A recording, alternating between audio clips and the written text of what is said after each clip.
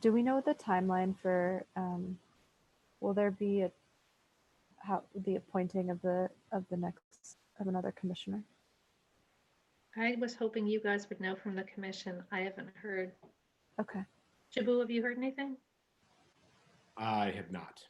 Okay. I do know that Lori is working on posting the opening. Okay. So I don't know how long it's posted for, but she did reach out to me on Tuesday and was getting that posted. So hopefully soon. This is for what position? The commissioner, the police commissioner to reappoint. Okay.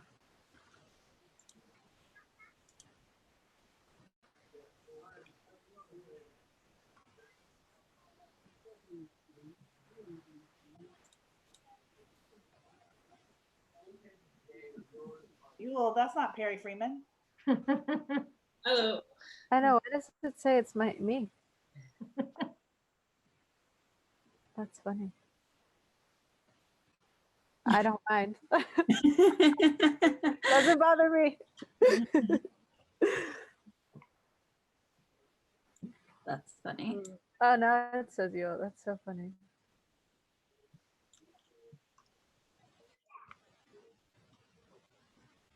An 8. I'll be right back. So there's 8 of us, so we're just missing 1. I think we're all here. Franklin. But I feel. Oh, sorry. We do have everyone.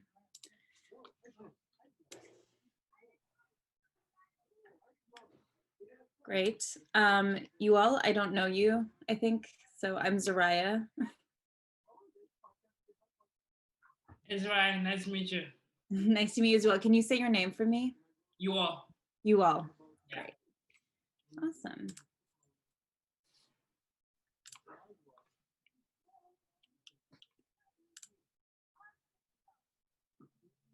Great. Then I think we have a quorum and happy to get started. Thanks everyone for joining again.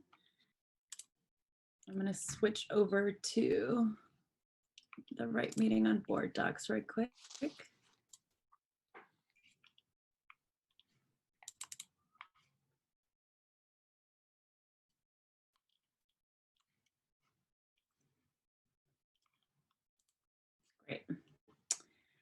I call the meeting to order at 5:36 p.m. We have a quorum. So the next item on our agenda is the agenda. I did send along a suggested agenda, but I'm obviously happy to take any changes or additions on that. And with that, I'd welcome a motion on the agenda. I just have a question before. So on the, is forfeited assets, and I know that's not the term, but is that still on the agenda? I wasn't sure if that is pulling off. So I pulled it off. It is currently on the agenda, the way that it was originally proposed by Shannon. Shannon, thanks for sending that out, and apologize I didn't get to you in time. But the way that I have it, there's just a few, it was getting late, so I'm happy to have it at the end of the agenda. Okay, I must not remember it. So that was one of the items you were removing and putting off to the, okay, sorry. And did everybody get that email? Yeah. Point of information on that. Absolutely. So, Chair Hightower, is this agenda that's here? And I think this was your question, Commissioner Hart. This is modified with the suggestions that you had made to it, or is this not amended? It's not modified. Okay. Are you looking for an amended? I'd have to go. I'm gonna Go ahead, Perry. Oh, I'm okay with amending it if that's how people. I just would have to go back into. I was going to make a motion on the agenda, but then I'd have to go back into my email and look at what you had asked to amend. What were you going to say, Shannon? I was just gonna say I will amend it as if it gets changed, then I'll change it for y'all, but I couldn't go in and change it until there's a motion and approval to change it. Right, absolutely.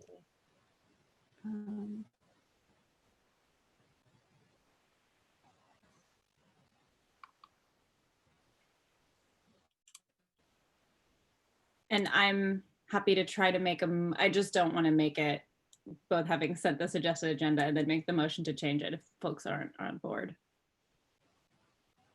I'm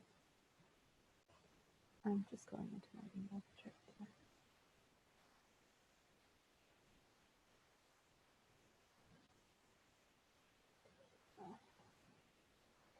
I guess. Great. I'm going to try an emotion. I don't think we have any support, but I'm going to say that I'd like to amend the agenda to be item 1 as listed the same, item 2 as listed the same, item 3 is listed the same, and then amend item 4 to be first a discussion of the review of procedures and evaluation criteria for the community facilitator, and to strike, I guess no, we can leave 4.02. And then on item 5, presentations, I would like to add a presentation from the Racial Justice Alliance after the mayor's presentation. I second that motion. Great. Any discussion?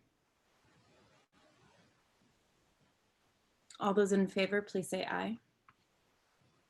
Aye. Aye. All those opposed? That motion carries unanimously. Thank you all. And so Shannon, I didn't quite follow the agenda that I had in terms of I left the BPD assessment where it is. Great. Great. Then the next item on our agenda is still the minutes, and I'd welcome a motion on that if people had time to review it. Go ahead, Perry. I move to approve the minutes from 8/27/2020. Great. Moved by Commissioner Freeman. Is there a second? I'll second. Seconded by Commissioner Grant. All those in favor, please say aye. Aye. Aye. All those opposed? Motion carries unanimously. With that, we'll move into public forum. It looks like we have 24 attendees, and as agreed, attendees can just raise their hand and we will unmute you, but still give you a 2-minute time slot.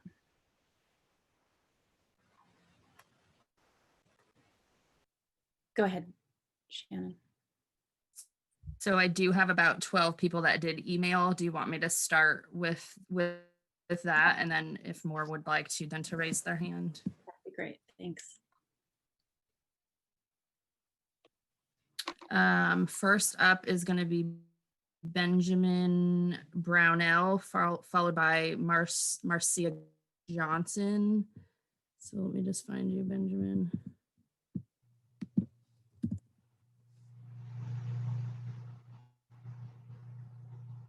Hi there.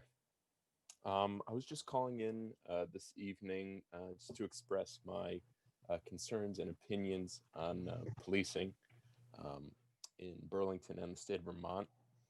I would first just like to, I suppose, thank all the folks who have been out at Battery Street. They've been doing great work. And I just wanted to imagine a new vision of what policing or community service could look like in the Burlington area. And much of this is agreed upon by many members of the movement in Battery Park. First, the inclusion of community input beyond forums such as this one.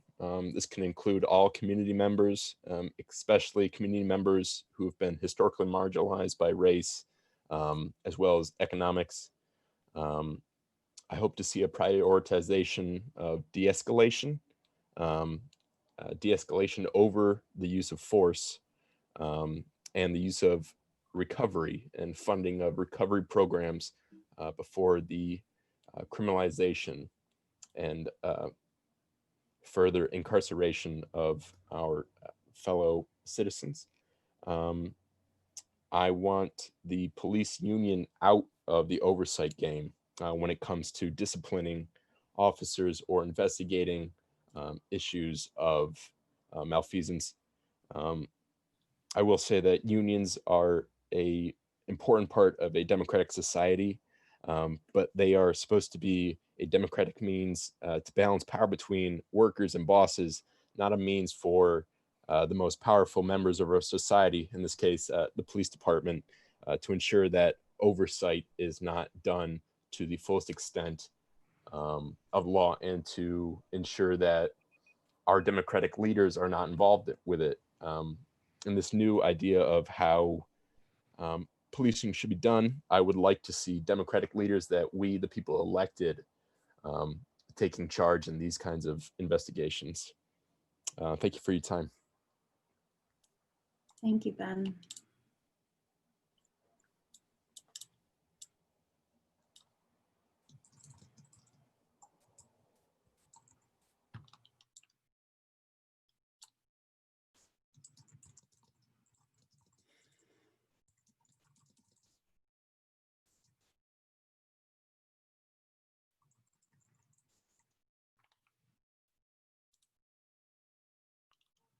Shannon, I assume you're bringing up the next panelist. Or the next. I do apologize. My internet is super unstable, so I just had to move to the other room here. Let's see. Marcia.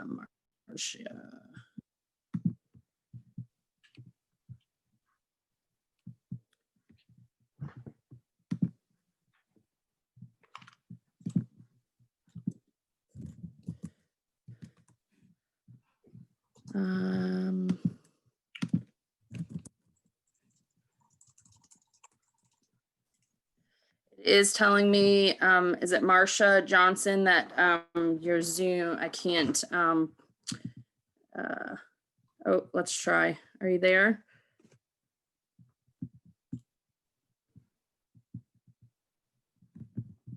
Hi, can you hear me? Yes. Okay, thank you so much for listening. I'm also calling about the protests and policing in our city, and specifically, I just wanted to share that I've been at a couple of these protests and the marches, and I've seen some really scary behavior from people who are watching the marches go by and shouting things and being very intimidating. I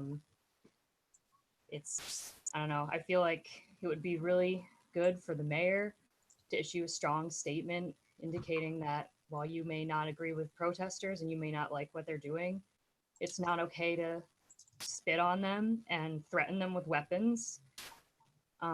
That's really bad behavior, and people need to cool it with that. And I really like to hear some more a strong statement from the mayor condemning that kind of behavior. I'd also like to say that I want the committee to create mechanisms for gathering community input beyond public forum that are inclusive of all in our community, including the traditionally marginalized, like BIPOC, low-income populations, and people experiencing homelessness. To create a new system around public safety that prioritizes de-escalation and recovery over penalties and criminalization. Put the power of oversight and decision in the hands of the people and our elected officials, and not in the hands of current policing institutions, especially the police union. I'd also like to just express, it seems that for some reason there's no legal avenue to get these 3 officers off the streets or remove them from policing the community, even though everything they've done is they've really committed some very bad police conduct, and it's very frustrating that there seems to be nothing that any civilians can do to influence whether they're policing or not. We just have no power over that, and I think that that power needs to be in the hands of civilians and not just in the police department. And that's all I have to say. Thank you. Thank you, Marcia.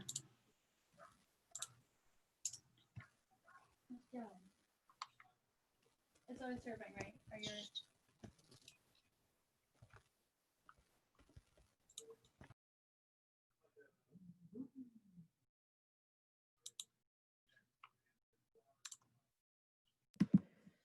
Next up, we have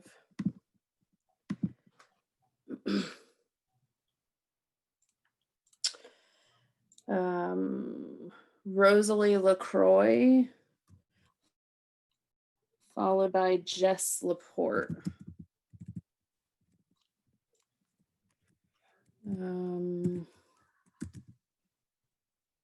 I am unable to identify you, Rosalie, if you'd like to raise your hand. Jess. I don't see you either. We'll circle back around. Mackenzie Murray.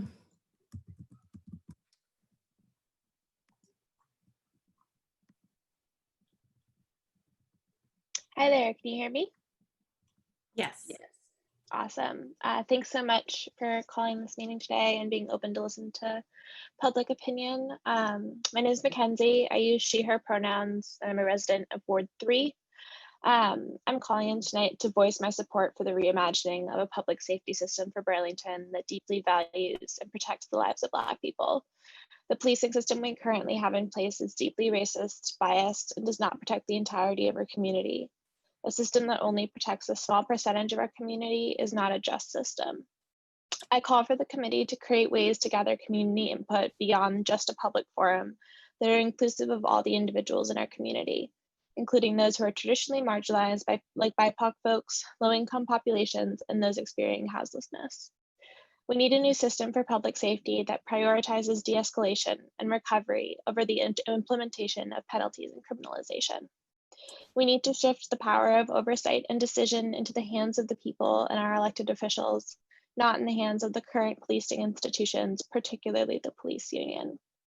Burlington has been painted as a blissful and idyllic community, but remains a deeply racist and unjust place for the BIPOC folks who live here. I stand with the Racial Justice Alliance in their demands and their vision for the future of public safety in Burlington. Thank you. Thank you, Mackenzie.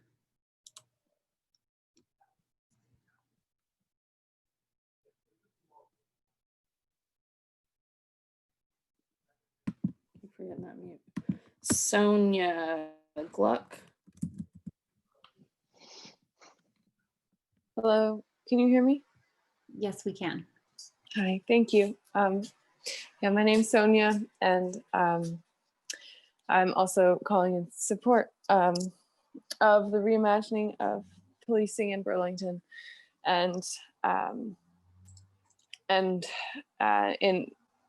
the process of doing this, that you create avenues for folks to contribute, especially people who might not have internet access. And I understand in the pandemic, there's a lot of challenges to creating an inclusive public forum opportunity, but I think there are definitely ways to do more targeted outreach to make it easier for folks who are houseless and also who are marginalized in other ways in our community to participate. I also just want to emphasize that while the police commission, or sorry, not the police commission, the police chief and the mayor are really emphasizing this point around how there's no legal way to fire Coro, Bellavance, and Campbell. Like slavery was legal. Like, because something is legal doesn't mean that it's good necessarily. And the protesters who have been day in and day out working to raise awareness and to demand that these officers are fired, are advocating for change. And I understand you all necessarily don't have the power in this moment to make that change, but just a reminder that something being legal or something being possible under the current structure doesn't mean that it's impossible in reality. Like that what is being asked is a reimagining outside of what we currently have for policing, and the policing system that we have right now is racist and harmful to BIPOC in Vermont. And so as we're imagining this, like just remembering to think outside of the frame that we have right now, because the frame that we have right now isn't working. So to create something that will be really inclusive and actually create safety for everyone in this community is going to require probably doing things that aren't currently legal, and pushing what the law is and how it's implemented and how it's enforced. And yeah, I guess that was the main thing I wanted to say. And also thank you to all of you who are on the commission and also on city council, Councilman Hightower. I know you've all been working really hard as well. And I appreciate your time and your care and listening and everything that you're doing. So thank you. Thank you, Sonia.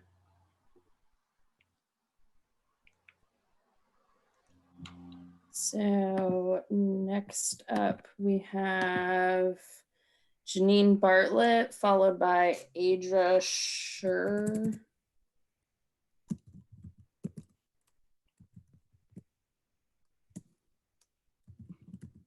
Janine, I'm not able to identify you. Adra, are you there? Hi, can you hear me? Yes, we can. Great, thanks so much. So my name is Adria Sir. I'm a Ward 1 resident. I don't know if that is really important in this case, but I forgot to say the other day. So starting with that, and thank you all for being here today. And thanks for creating a space where everybody can talk and bring what they want to see in our community and how we want it to change. So I am calling and speaking for the committee to create mechanisms for gathering community input beyond public forum that are inclusive of all in our community, including the traditionally marginalized people like BIPOC, low-income populations, and people experiencing homelessness. Looking for our community to create a new system around public safety that prioritizes de-escalation and recovery over penalties and criminalization. And obviously that does also, come together with the current bill that's being passed regarding the legalization and taxing of marijuana and more reparations for that, and not just going ahead with it blindly. And then also to put the power of oversight and decision in the hands of the people and our elected officials, and not in the hands of current policing institutions, especially the police union. And this is something that I think is really important to touch upon, because we are in the beginning of something, and we have ways to set up mechanisms that can help the police from creating too much oversight. I think it's important to look into what other civilian complaint review boards have experienced and kind of where the pushback has happened. I know the New York CCRB has had a lot of problems with the police chief specifically kind of being able to pick and choose what footage gets sent, being able to kind of not send some body cam footage because there was a face in there and they want to protect this person. And I just think it's really important to have a lot of the oversight abilities in the hands of the people and in the hands of our elected officials. And I think that's something definitely to consider. And I also think it's interesting that the city attorney was speaking about how if we change this and we aren't able to fire the three officers, and that's because of, it would make past actions that were already absolved and passed, it would make that a problem. That was worrying to me, because it's kind of saying that this has been happening for a while, and if we don't let these three people get away with it, then the union can be upset because we let all these other people get away with it and we can't just fire these officers because of that. So that's what I gathered from that the other day. But yeah, thank you all so much for your time. Thank you, Adria.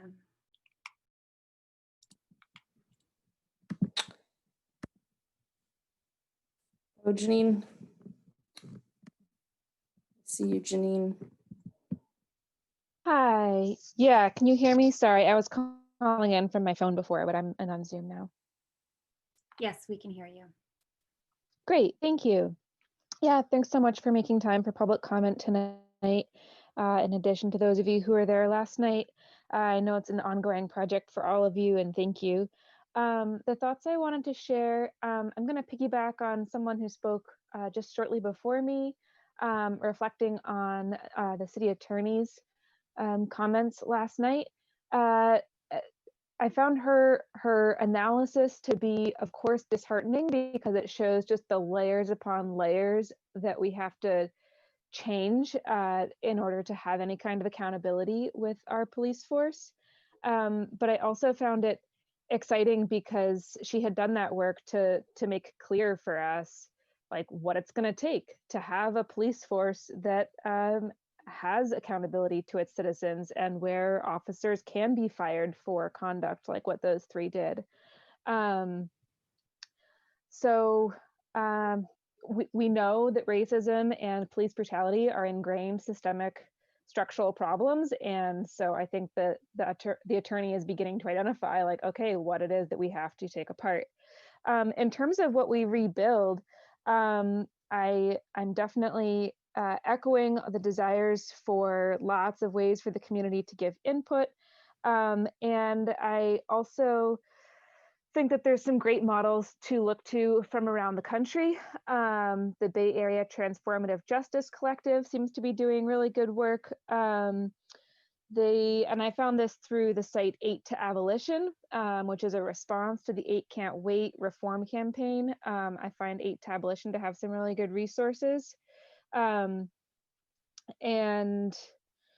there's also the Newark Community Street Team, which is a community-based violence reduction strategy drawing upon a trauma-informed approach to violence reduction. And Philly Stand Up, a small collective of individuals in Philadelphia to confront sexual assault in our communities using a transformative justice framework. And throughout these examples and the others that I've been coming across, there's just a big emphasis on training all of us to be more skilled in de-escalation and bystander intervention so that we can govern ourselves better and hold each other accountable and work to heal each other when we've transgressed the rules that we agree on. I'm not sure exactly my time because I don't see a timer. But I'd be happy to send, it's time. Okay, I'd be happy to send along some of the links and resources that I've been looking at because I know you all are researching this kind of thing. Thank you. Thank you, Janine.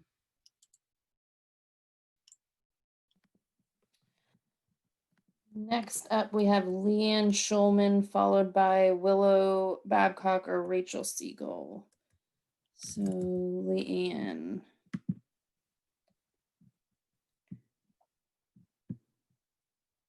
Hi, this is Leanne Schulman.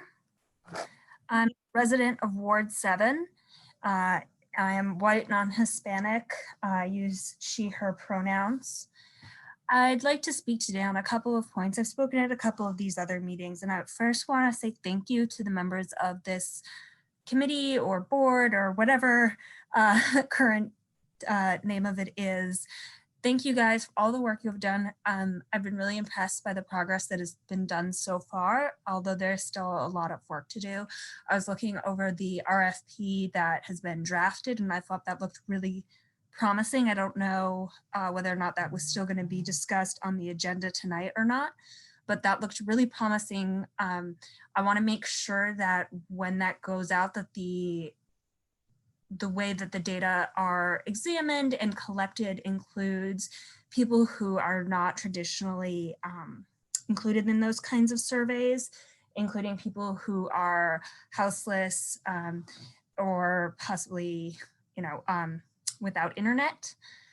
And including people who are in our area but may not be Burlington residents, wherever possible. And if it's possible to include people who are having direct interactions with the police during the time that that study is ongoing, I think that that could be really valuable, because not only getting input from the police themselves, but also the people who are being directly impacted, I think could be a really important and informative approach, and would be really empowering also to the people who are having interactions with the police to know that that interaction is important, and like not just for the consequences of their lives, but like how they're treated matters, and that we care how they're treated. I'd also like to encourage this group to keep looking at ways that we can increase police oversight on the civilian side. I know that it's really a tricky and difficult topic, and we've specifically, heard about that last night and over the last couple of weeks, over the challenges of doing that with the current union contract. But I think there are things that can be done. I'm not entirely sure what those are, but I encourage this group to continue to push to see what the options are available. And when that police union contract does come up, to push really hard to make sure that that oversight is there. And if that means that we have to therefore compensate the police more, I think that that's fair, that police should be well paid.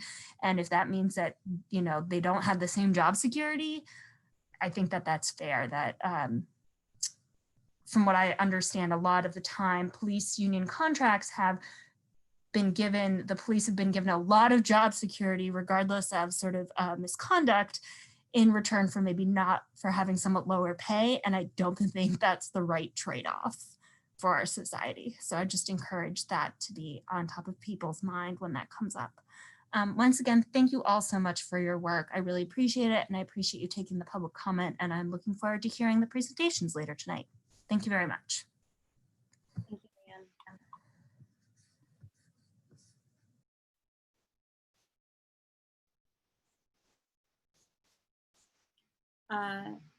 Shannon, if during the next person who's speaking, you could also promote Audrey Oliver, Nora Weinberger, and John Murad, and Joy Hofstadt.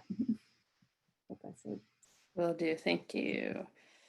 Okay, so next we have Willow, Rachel. I don't see Willow, but Rachel.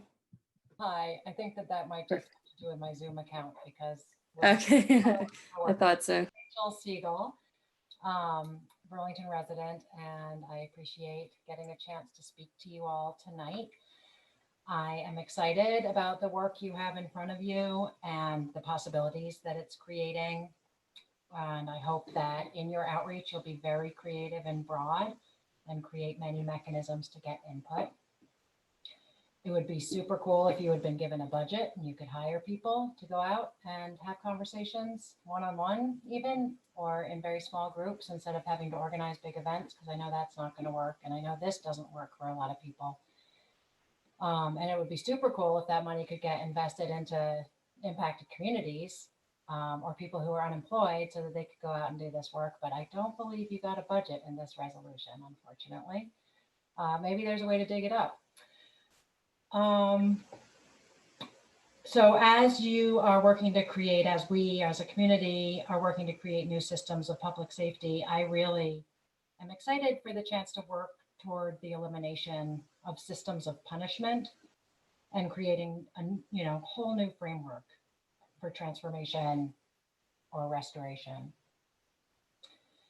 And I think that there are a bunch of things that can move us toward that. Somebody else already spoke about all the different peace teams and the nonviolent street teams that exist in different cities, that there are groups of people who've talked about it in Burlington off and on for at least the last 10 years. I don't know if anyone's really made any traction with it ever, but I'm calling as a Burlington resident, but also as the executive director of the Peace and Justice Center. And it's certainly a project that we have considered and would be interested in partnering on. And simultaneously, to work toward public safety, we need to be doing poverty relief work. that we know that a vast majority of crimes are poverty driven. And so things like reinvesting in CEDO, which 30 years ago was really well funded and has been getting cut and cut and cut. I don't think they're the full answer, but I think that they help. I think organizations like Equity Solutions in Brattleboro do an amazing job talking about how to work for economic equity. Hiring them or some other national group that does poverty relief work, I think would be wonderful, especially if they specifically use an abolitionist framework or an anti-capitalist framework. And then one idea that came to me that maybe you all have talked about or are much more familiar than I am with, but just having a separate lawyer for the police commission who is not the city's lawyer, because the city has the city in mind. And if the police commission is going to really be separate and independent, they need their own lawyer. So on a slightly separate note, that might not be something you all in this committee have a say on, but I think each of you in your roles as commissioners or counselors do, that I'm very concerned about the silence around the lawsuit from the Malley brothers, and have a fear that there's going to be a settlement that includes a non-disclosure act. And I think that that would be a horrible move, especially right now in the midst of everything being under such a microscope. For them to be told they can't talk about what happened is going to just reek of negativity, you know, like sneakiness and bad news. So as that rolls out, maybe this is more for the counselors than the commissioners, but I hope that you're able to make sure that if it goes to a settlement, that it's settled publicly. Thanks so much. Thank you, Rachel. Next we have Aaron Simon, followed by Lucy German. Aaron, are you there? Yeah, I'm here. Can you hear me? Perfect. Yes. Hi, my Yes. name's Erin Simon. I'm a Burlington resident, and I'm calling just in support of the Battery Park protesters and the demands of the Vermont Racial Justice Alliance, and the goal of reimagining policing in Burlington into a system that explicitly rejects racism and focuses on racial equity. And like I've heard a lot of other folks say, moves away from a punishment-based system and toward restorative justice. And I'm very thankful for this group and hopeful for the outreach of this group. And I would just like to once again repeat the demands for the committee to create mechanisms for gathering community input beyond public forum that are inclusive of all in our community, including traditionally marginalized folks like BIPOC, low-income populations, and people who do not have homes.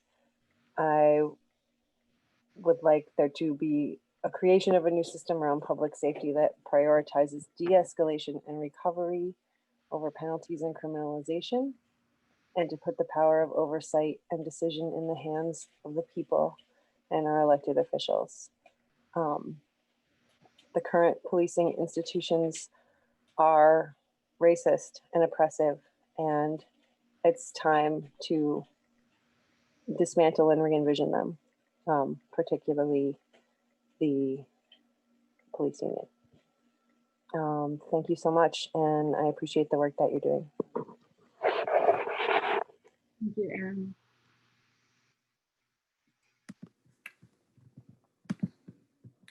Next we have Lucy German, followed by Jess Laporte and Rosalie LaCroix. Lucy. Hi. Hi. Okay, I am calling, as many others, to voice my support for a public safety system that deeply values and protects the lives of Black people. And I demand that the committee create mechanisms for gathering community input beyond public forums that are inclusive of all in our community, including the traditionally marginalized people, like BIPOC, low-income populations, and people experiencing homelessness. We need to create a new system around public safety that prioritizes de-escalation and recovery over penalties and criminalization. We need to put the power of oversight and decision in the hands of the people and our elected officials, and not in the hands of current policing institutions, especially the police union.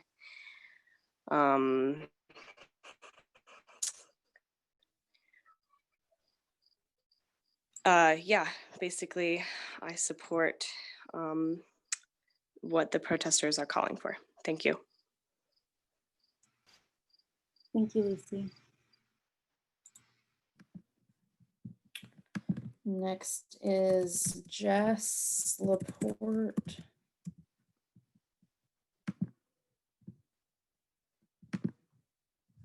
Jess, are you there? Yes, I am. Perfect. Perfect. Hi, Jess Laporte here. I know that the counselors on this call are familiar with my name and potentially my face by now, but this is the first time that I've spoken, I guess, directly with the Police Commission. I am a member of the BIPOC community here in Burlington. I am a biracial Black woman from immigrant parents on both sides.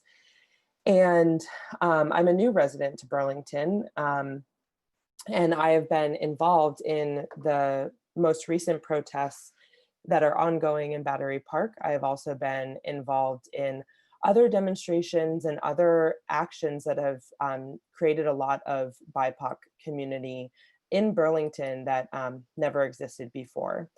Some of the untraditional voices that maybe haven't been tapped yet in previous outreach to the BIPOC community for input on these issues. I think the thing that stands out with me and why I wanted to make comment, as there are various resolutions on the floor, is probably more to appeal to a general principle of courage. And I recognize that this police commission has a unfolding and evolving role in policing in Burlington. And I trust that everyone who has gotten involved in this commission, in particular, those who were voted in most recently in June, I really trust that your desire is to create a safer community. And I think we all need courage to reconsider what that means for various members of this community. And I'm incredibly disappointed by the response of the city, the Burlington Police Department, and in some ways that includes this body, but in just passing the responsibility of accountability. And I think ultimately what the protests in Battery Park are looking for are new, imaginative structures for accountability, because it is incredibly disappointing to hear from Attorney Blackwood all the things that we cannot do, all the things that we cannot change, how somebody recently brought up how reprimanding somebody for something now that we hadn't reprimanded in the past would be unfair to these three officers. And for me, I'm like, let's go back and clean house all the way back that we need to. It is about rectifying wrongs. It's about righting wrongs. And a part of that is a financial reparation. And a part of that is taking systematic action that begins to tell a new narrative of the priorities of policing in this city and the priorities of politicians in this city. And I trust that this commission can be a part of that imaginative process.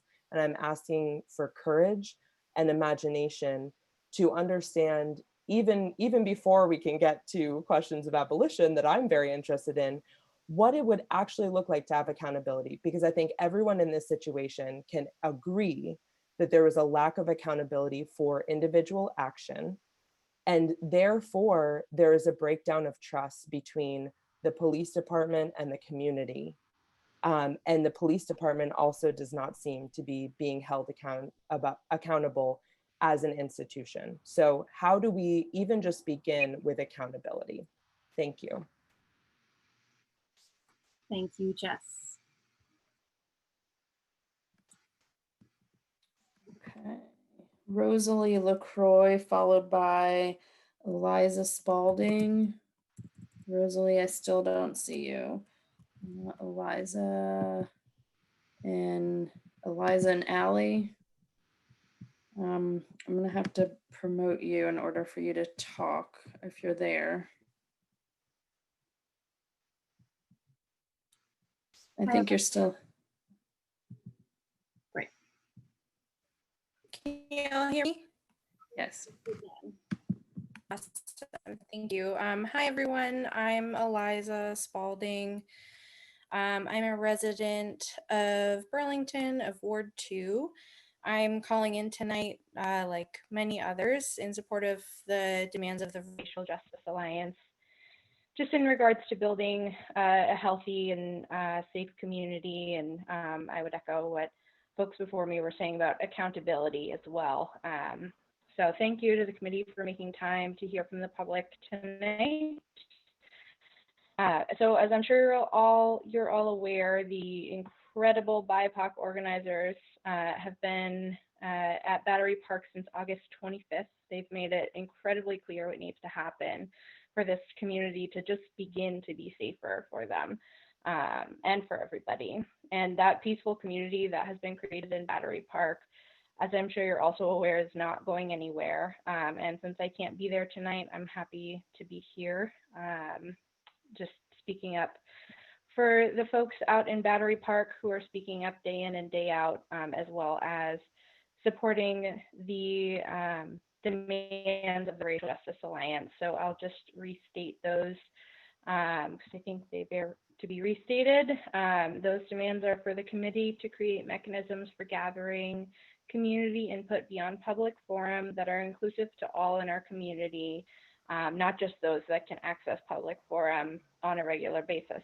So we're talking about folks like the BIPOC community, folks who are in low income populations, folks experiencing homelessness, and I'd also add people with disabilities to this group of stakeholders that are incredibly central and important to our communities, and their voices often go unheard. And just encourage folks to, as we're thinking of who are these folks that don't typically have the opportunity or the ability to have their voices heard, just encourage you to include some intersectionality in your thoughts about identifying those folks, because these things often overlap.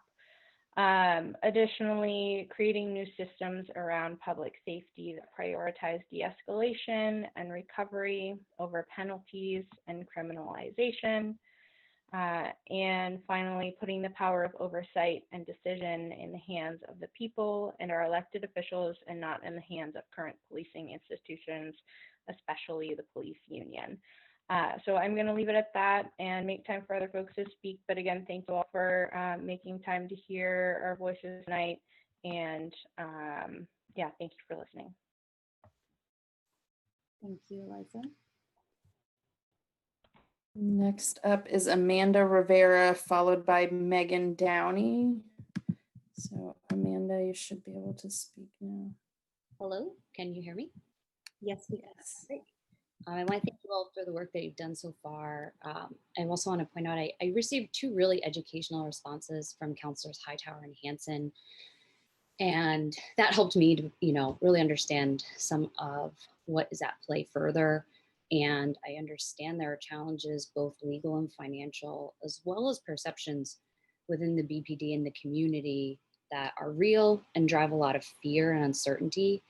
But as Jess mentioned, courage is going to be a big part of these next steps. And there are options for the city to consider, options being explored by other cities and other commissions that are popping up, and street teams. They're facing the same challenges. And we all understand that there's no perfect playbook for how to handle this and the other challenges that you may face. But we can come together as a community, and we are. And a community who has acknowledged racism as a public health crisis, and bring these options to the table for consideration and discussion so that we can start to put things in play. I think it's deeply disappointing to see through the communications that BPD leadership disagrees with the need for deep systemic reform, and they continue to use social media and media as a tool to put some division into the community, and some of that pointed out by the Progressive Caucus statement. But it's even more deeply concerning is the tone that's being set by that communication, and just the lack of imagination and openness to restructuring these changes or even having a productive dialogue about it. And I think it's great to see the progress so far. And I actually really appreciated the insight that another speaker made, sharing the 8 to Abolition resources. And that's the kind of discussion I'd be interested in, and examples of these other models, and that emphasis on training the community and the discussion on those models, and then ultimately communication and transparency on how they would work or potentially work in our own community. Thank you. Thank you. You all, I see you have your hand up. I don't know if that's a point of order or. Yeah, thanks, Zara. Zara, I just want to let everyone know I have to go get ready for work. Great, thanks for letting us know. Thank you. Bye. See you next meeting.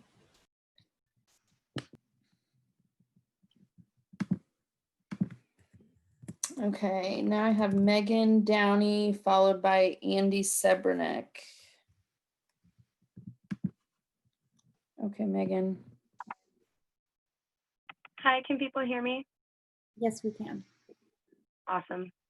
Hi, so I'm Megan. I am a resident of Winooski, but I work at the Howard Center and support a lot of folks who live in Burlington. I spend a lot of time there, so I feel very invested in its safety.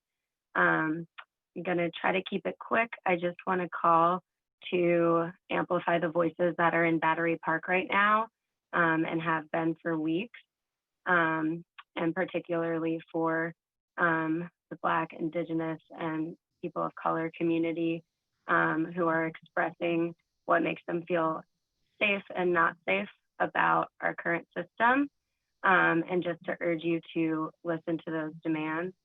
I think our current system lacks a lot of accountability, and lacks the real measures that need to be put in place to allow for real safety. And it feels like a really exciting time to be able to change that. So just going to reiterate some of the demands of the Racial Justice Alliance, including asking the committee to create mechanisms for gathering community input beyond just these public forums, that will allow for more to be included, particularly those voices who have trouble getting to accessing, forums such as this. Create a new system around public safety that prioritizes de-escalation and recovery over penalties and criminalization, and puts the power of oversight and decision-making in the hands of the people and our elected officials, and not in the hands of current policing institutions, especially the police union. I also ask that Officers Coro, Bellavance, and Campbell, that you all do whatever it takes to remove them from their positions or encourage them to resign. And thanks to those who have been doing that. Okay, thanks. Thank you, Megan.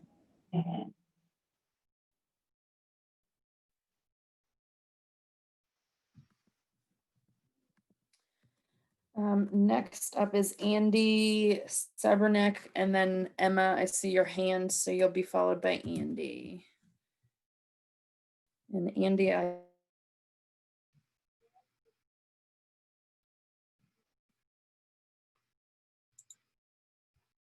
see one Andy in the list, if this is you. Hey, thank you. Sorry, I didn't. I think you're on mute, Andy. Oh, am I still muted? Perfect. Oh, okay. Sorry. Forgot to add my last name to the chat.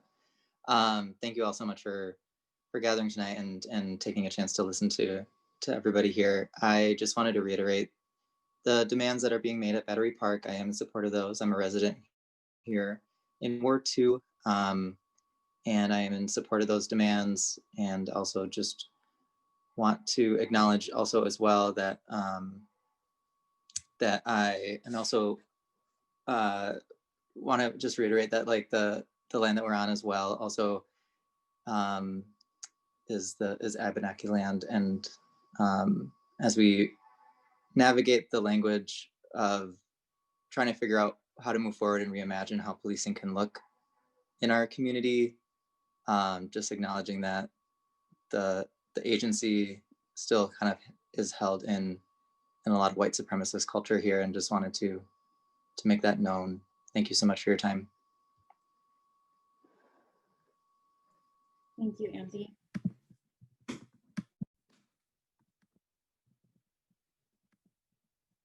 Okay, Emma, are you there? I am. Can you hear me?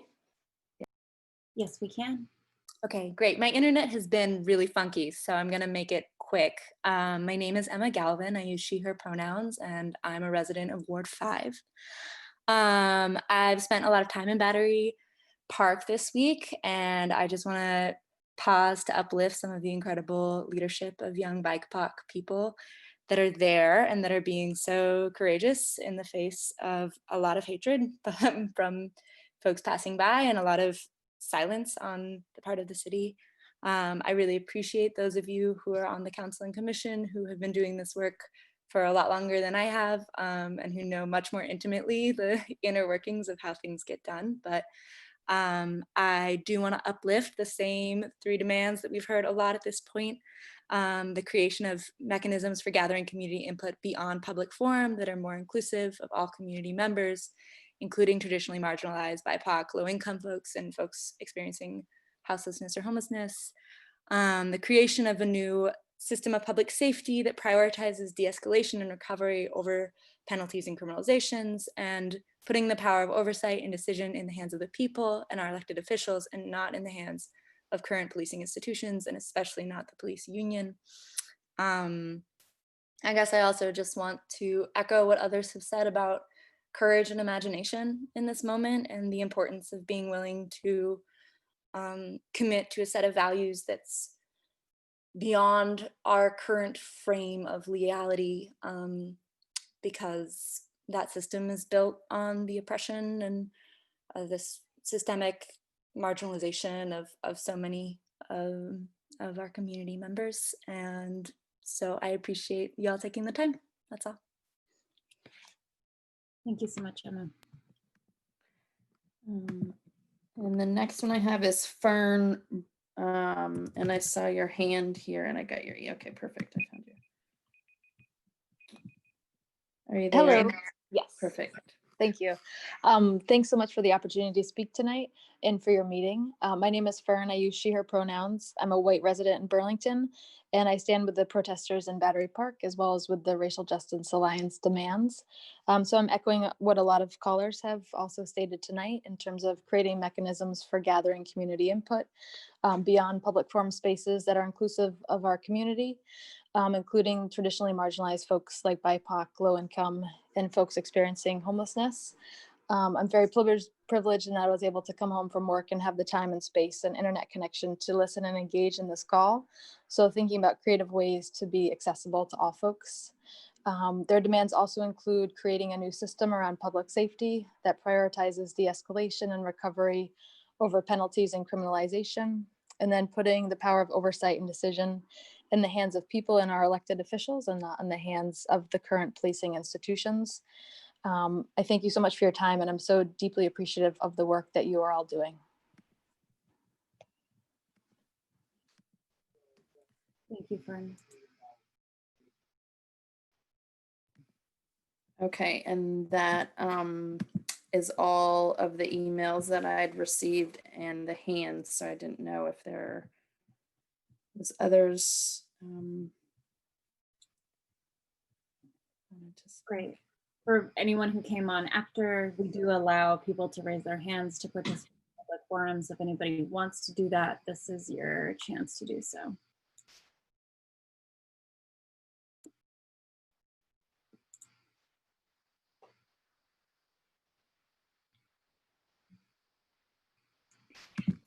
KJ, you should be able to speak now.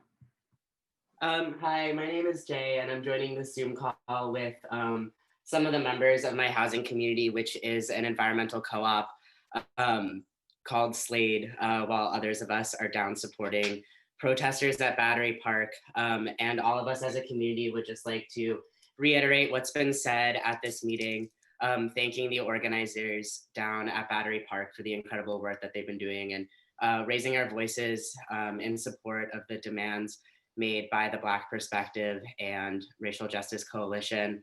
And furthermore, I would just like to personally thank and really like show appreciation for the work that's been done at Battery Park in creating a really safe community without relying on police. I think we've seen in the way that these demonstrations have been organized a really incredible model for what abolition could look like with reliance on community members as de-escalators, and true, like really equitable communication with the most vulnerable in our communities. So like everyone's been saying, I would like to thank the organizers down there, and also thank you guys for the work that you're doing to hold police accountable in this state and really ensure that this is a safe community for everyone. Thank you. Thank you, Jay.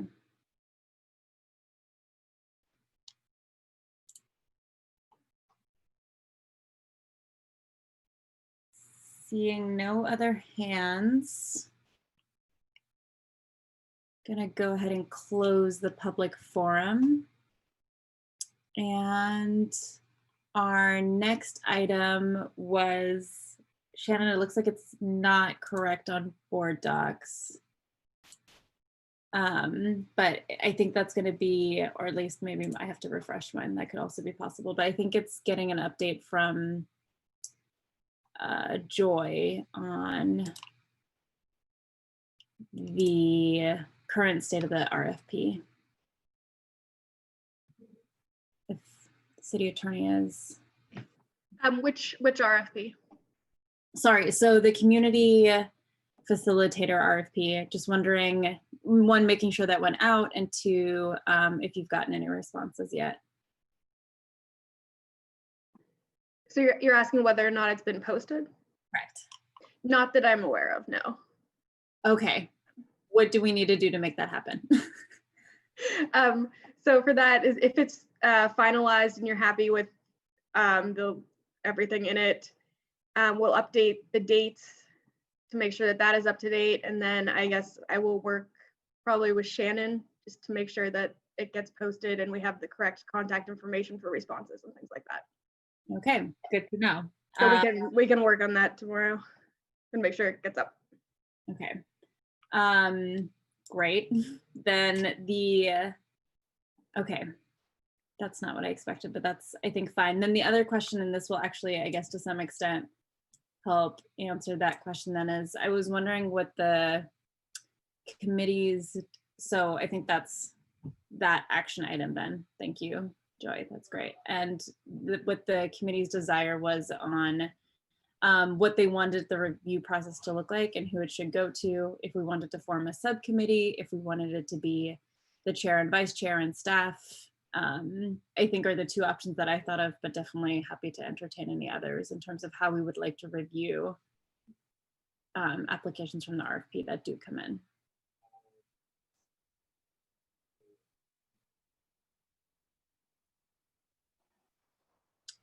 Go ahead, Karen. Can you repeat what you said? You said you had two options, and the last option, my internet is not stable either, so I didn't get the last part of what you said. Yeah, no worries. I thought of two options, although there could be more. The first one being that we form some kind of subcommittee, and whoever wants to be on that subcommittee is on that subcommittee, or that we have a mix of staff and the chair and vice chair, basically, and also would be happy to include any other committee that want to be on there. So who we would like to review the applications.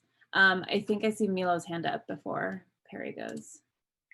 Yeah, I had a quick question. Where does the RFP actually get posted? Is it on the city's website? Like, how do people actually know about it? I assume it's on the website. I don't know the answer to that question though. I believe it is on the website, but I can double check and find out. And can we post it other places other than the website?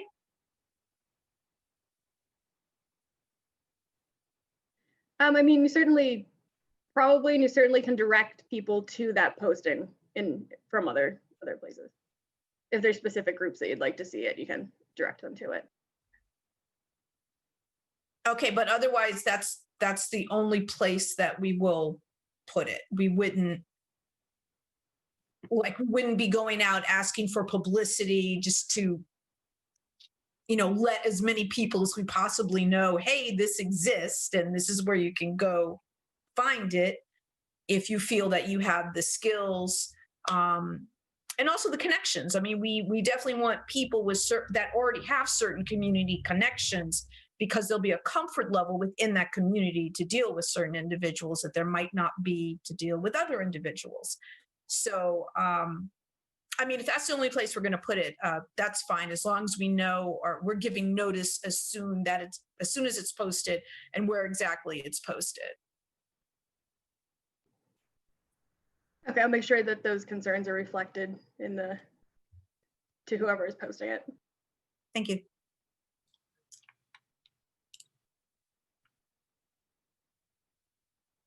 Go ahead, Perry. Sorry about that. Is it possible do we not want to just have the whole committee review is that not something that we want to do?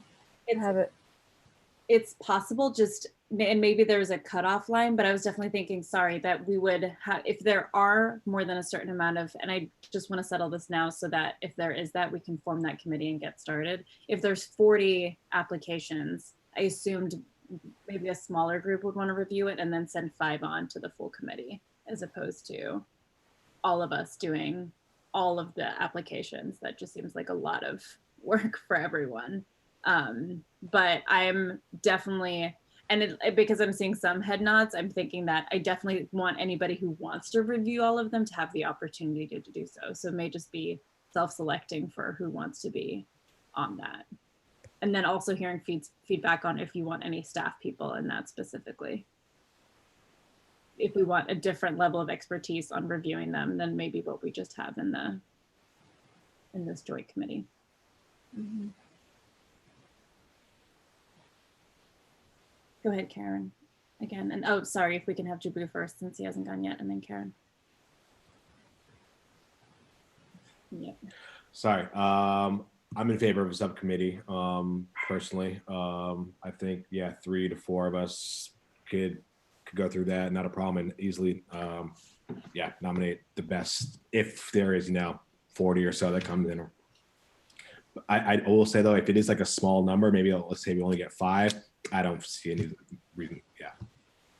Okay. Great, so then do we, by a show of hands, just want to show who wants to be on that subcommittee? That seems reasonable. Okay, so I have Jabu, Perry, Milo. Anybody else feel free to speak. Perry. Oh, I just was going to get in the stack. Okay, go ahead, Perry. I was wondering, do we want to see how many come in and then make a decision whether it goes to subcommittee or whether we can, it's just small enough to have us all review it? I think that seems okay in terms of order of operations. Yes, I think that once we have an amount, I can send it out to people. If I know that if we're already have 20 coming in halfway through, then we can go ahead and organize, because I think it'd also be nice to stagger it. And then the second thing that I was going to say is what is that amount that if it's more than we would want to, how many does the full committee want to review approximately? If people just want to throw out numbers, it'll give me what people are. 5. I'm okay with like a dozen. I mean, I'm okay with reviewing kind of all of them just because I want to be on the subcommittee anyways, but 12 seems, I don't know, reasonable. I'm hearing somewhere between 5 and 12. I think that's good enough I think we will have another meeting, I think, before the deadline passes. So great. Okay, that is helpful. Thank you for your feedback on that. Then I think the next item, go ahead. I just wanted to ask if Joy can shoot us an email, at least to you, Zariah, once this is posted, so we know, and confirm that it's going to be 30 days from day of posting. Certainly can, and the issue date and due date will be on that document, so everyone can have that handy. Thanks, Joy. Great. And the only thing that I would say is in terms of timeline, I think we're going to continue to meet on Thursdays. And so if the end date is a Friday, I don't see a problem with, it doesn't need to be 30 days. It can be 30 days plus through to the next Wednesday, as far as I'm concerned. Great. Then the next thing is I wanted to get, and I don't think that this should take too long, but again, wanted to get some feedback from commissioners, and we can make a decision on this today, or we can start the question. Audrey, if you are on and have sharing permission, thanks.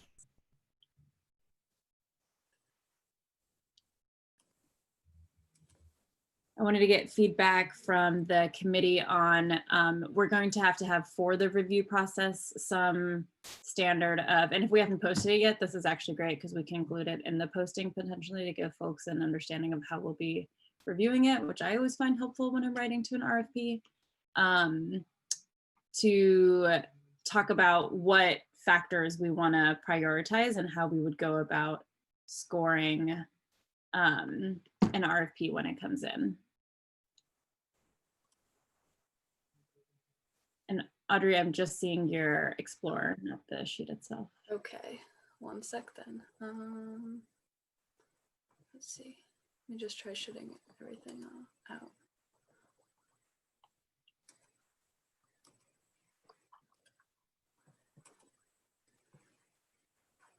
Stop sharing. Share screen.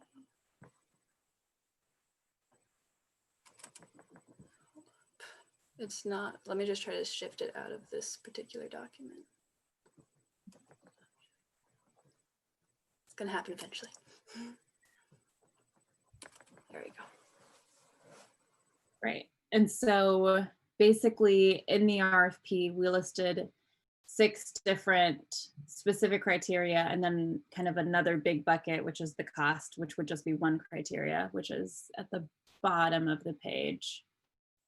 But I just wanted to get a understanding from folks on, and maybe what I should have done is created some kind of like polling thing so that I could get some actual feedback, but wondering if folks want to have an input into what the weight of this would be. And if so, if it's a quick discussion, we can have it now. If it's a longer discussion, I think I can design some kind of exercise for us to put in actual amounts next time, but happy to kind of hear feedback now. And I can't see all of you all because we're sharing a screen, so.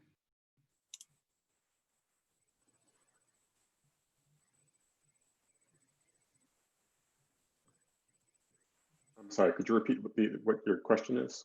Yeah, I'm wondering I'm trying to get at the weights of how we would score these. Are we scoring them all evenly? Are some of these more important than others? Is there some kind of ranking that we care about as we're thinking about scoring the RFP? And these are also in your email if it's hard to see on Audrey's screen.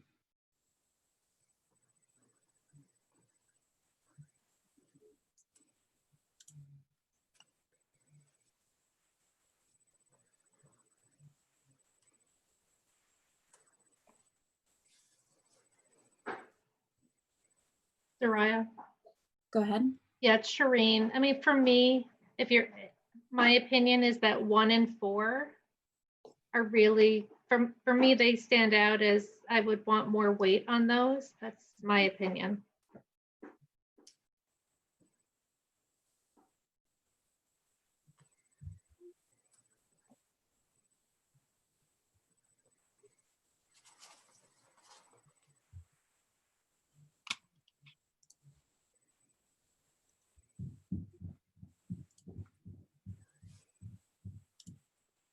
Great. I'm not, and again, I can't see everyone, but I don't see any hands up. Is this because folks just want to take some more time to think about it and they want me to have an exercise the next time where we can all kind of throw out numbers, or is that kind of enough feedback? Milo, go ahead. 1, 4, and 5 are the ones that I feel should should have heavy percentage. Okay. Sorry, could you tell me when this was, which day this email was sent? I'm trying to find it in my inbox. I can't find it. Would have been sent today. The minutes. Go ahead. I'm sorry. I was just going to say it was attached with the minutes. With the agenda. It was the same Agenda, email. thank you. The agenda, sorry.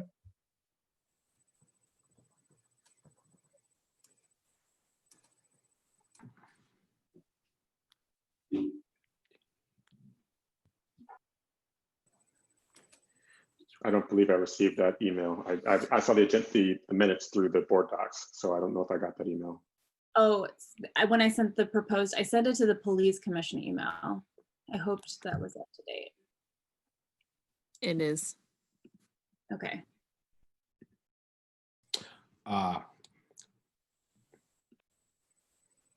For some reason, that email popped up in my junk mail, and I'm just seeing that now. Sorry, my apologies.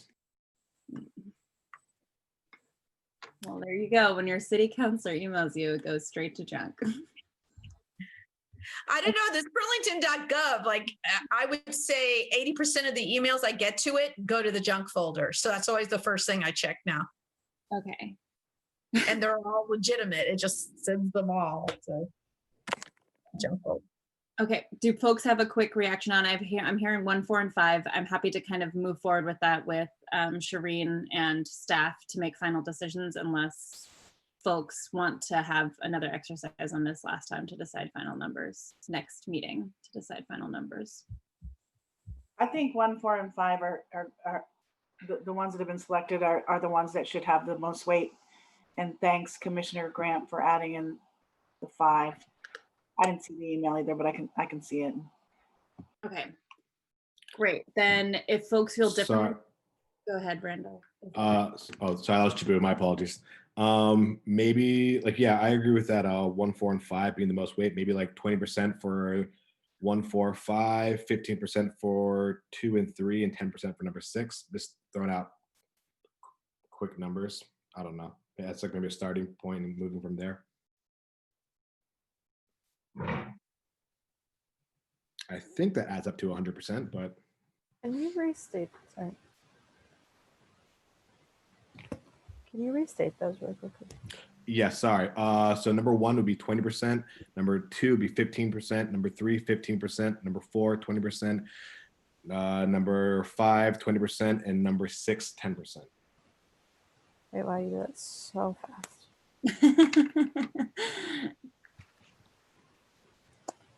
15 and 10. Oh, you're writing it.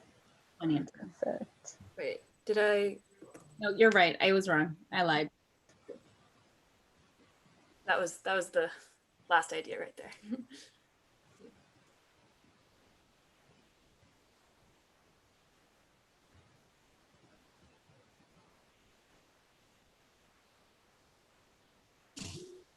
Great. I think we'll have another chance to look at this. So I think those are good suggestions. I'm okay with not moving this time and having another discussion on it this time. Next time, if folks want a little bit more time to think about it, but now we've got a proposal at least on the table. So great. Then with that, because I see the mayor on again, I think we'd like to close this item if folks are okay with that and switch to the mayor's presentation. Great, thank you, Councilor Hightower. Should I'm I? sorry. I just quick. This would require, because we did leave the equitable sharing discussion on the agenda, I believe. Did we take it off? We took it off, Shireen. We took it off. Okay, sorry. We had a large agenda switch at the beginning of the meeting or still. So my apologies. Please go ahead, Mr. Mayor. Okay, great. Thank you for the invitation to join you. I want to thank all of you for serving on this committee. I know we've thrown a lot your way in terms of big substantive issues to work through in the coming months, and I appreciate you all. taking this on. Councillor Hightower and I were speaking recently, and I think I think I speak for both of us. We both have the sense that a lot of what you guys are engaged in is going to take some time. I mean, you're reviewing RFPs. We got to get these studies out in the field, and the work's got to get done. We're some months away from having recommendations we can act on, and I think we all feel great urgency to act in this moment. And what I want to talk, I think I'm hopeful that I'm coming to talk to you about an item that perhaps there is good consensus on, and that we could move on quickly. And the concept is, and I don't have a big fancy PowerPoint or anything to present. I'm just going to describe it to you, that we would create 2 community affairs liaisons. These would be non-sworn employees with backgrounds in social work, preferably in possession of or studying for a master's in social work is sort of the initial thinking on it. And this is an idea I know that's been kicking around in one form or another for a while. I want to acknowledge Councilor Paulino's leadership on this. He's been saying for more than a year now, I think, that we needed to add some capacity like this to the department. And it's taken me maybe a little while to understand the full wisdom of it. I really do see a number of pressing issues that having this kind of additional capacity within the department would immediately help us with. The ones that I am most focused on, and I think there's probably more than this, but each of these 3 feels like an acute need to me, is one, we have a lot of work with the homeless, that with homeless individuals, that falls to the police department to play a role. Lacey Smith does a lot of that work now. It falls on her. Having additional capacity there would be important and helpful, and I think consistent with broader. There's a lot of other efforts to support the homeless population in new ways. I think this would be consistent with that. 2, so just generally responding to mental health crises, mental health events, mental health calls with a different capacity than sending a sworn officer to respond or having a sworn officer taking the lead. I think there's broad application of that role. And then finally, and this is sort of something that has come into focus for me recently, I think it's critical, is we're not done with this opioid crisis. We made real progress with it in 2017, 2018, 2019. 2020 so far has been a year of backsliding for a variety of reasons. I think the biggest, which almost certainly is the pandemic. We are seeing our numbers go up in terms of overdoses and overdose deaths for the first time in years. And we're all of us who've been working on the opioid work are kind of tearing out our hair and saying, what more do we do? There is an idea that started within the BPD around having the department engage everyone coming through the department that is arrested or cited. We've tried an effort to screen everyone who has that kind of traumatic event happen to them for opioid use disorder. And what we have found in doing that is that this is, as you would kind of expect, a population where there is a high prevalence of people suffering from opioid use disorder. If we had ability to follow up with people from the social work perspective, we think we could get more people who kind of come into contact with police this way into treatment. And we know that most people who end up dying of opioid use overdoses have police contacts at some point in their run up to their fatality. So we really think this could be a meaningful strategy, but we need more capacity to really make good on that follow-up. Right now, that follow-up all falls to Jackie Corbally, who will be leaving us, as you may know, for new professional opportunities. So sorry to get a little wordy there. Those are 3 big acute needs. We have financial capacity to move on this quickly if there's sort of consensus around it. If there was, we have this $250,000 police transformation fund that was put into the budget that the council and the administration worked on and approved at the end of June. And we haven't used that for anything as of yet. This, I think, is very much in keeping with the idea that we need to make investments to transform the police department and see if we can reduce the need for sworn officers.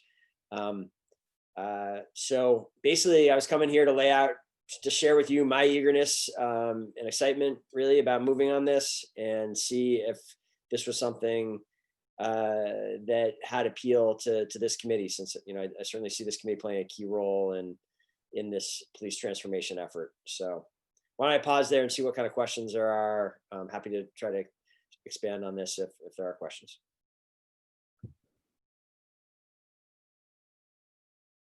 If everyone can't see, Councilor Paulino, just give the 2 thumbs up. This is, you should feel proud of your leadership on this, Councilor. You saw this ahead of time, and you were right. And I'm glad I finally kind of come to understand what you were saying. Go ahead, Perry. I'm happy to get in the queue because I have a couple questions, but I don't need to go first if other people want to go. You're the only hand I've seen. Okay, then I'll go. Thank you, Mayor, for coming and speaking about this. I think it's a really interesting proposal. I'm excited that the administration and that you're reviewing it at this time. Yeah, I'm excited. I do remember Councilor Polino bringing this up. So I'm glad that we have had capacity to circle back to it. So this is really exciting to me. I have some pretty specific questions and then some more like kind of general questions. The specific questions, which are more logistical logistical, are just because I'm curious about what the estimate is. If you've at all had the capacity to budget it out yet, like what would it be? What might it be the cost? Like what might the cost be? And then I'm assuming that 250,000, you said $250,000, that just came out of the general fund. Yeah, so let me speak to the second question first, because I think there has been some confusion over this, and I appreciate the opportunity to try to address this. So we, in the days following, George Floyd was murdered less than a month before we had to pass a budget. And in the immediate aftermath of that, we had already planned on significant racial justice investments, even with the pandemic budget. But I think our kind of collective desire to do something even more significant grew dramatically in that moment. And so there's a few different permutations of this, which maybe, or two permutations of this, which I think maybe is why there was some confusion over this. But ultimately, what my budget to you included and what you approved, initially there was a thought that we would put a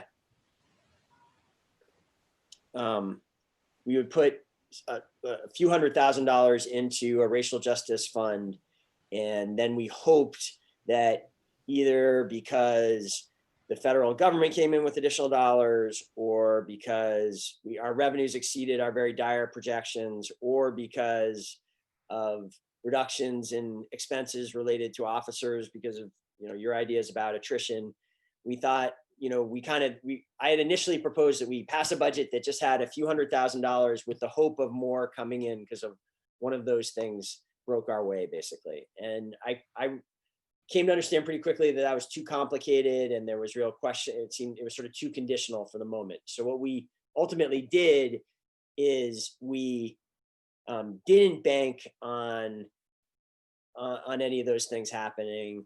We didn't, and instead we created $1 million racial justice fund, of which you just appropriated 400,000 to a number of things last meeting, and a $250,000 police transformation fund. That was the other piece of feedback we got. Is originally we had just one fund, and we were thinking we could do both of these kind of things out of that one fund, but there was concern about that as well. We thought it was better to split them, one straight for racial justice, one for police transformation. So where did the money come from? You know, in a way, it's all kind of fungible, of course, right, Councilor Freeman, but it certainly is related to the fact that, you know, if you could view it, it is certainly related to the fact that we took, you know, we cut the police budget by 1.1 million.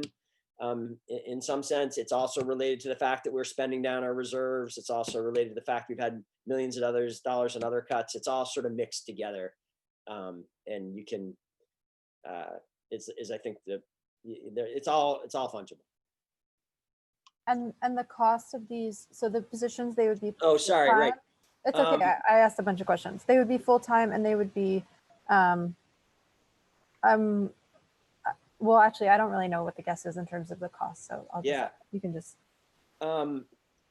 These are envisioned as full-time positions, and Chief Murad has helped develop this concept, and I think he did have some preliminary numbers. Chief, I don't know if you're there, but you know, given that these would start partway through the year, and we are seeing this as like a $250,000 fund for this year, my sense is, you know, given the time from creation to when people are brought on, they're probably only going to be on, you know, if you got them, if they were on for more than 6 months, we'd be lucky at this point, given the way hiring works in city government. I think this maybe would take $100,000 to $150,000 of the police transformation fund this year to add these two.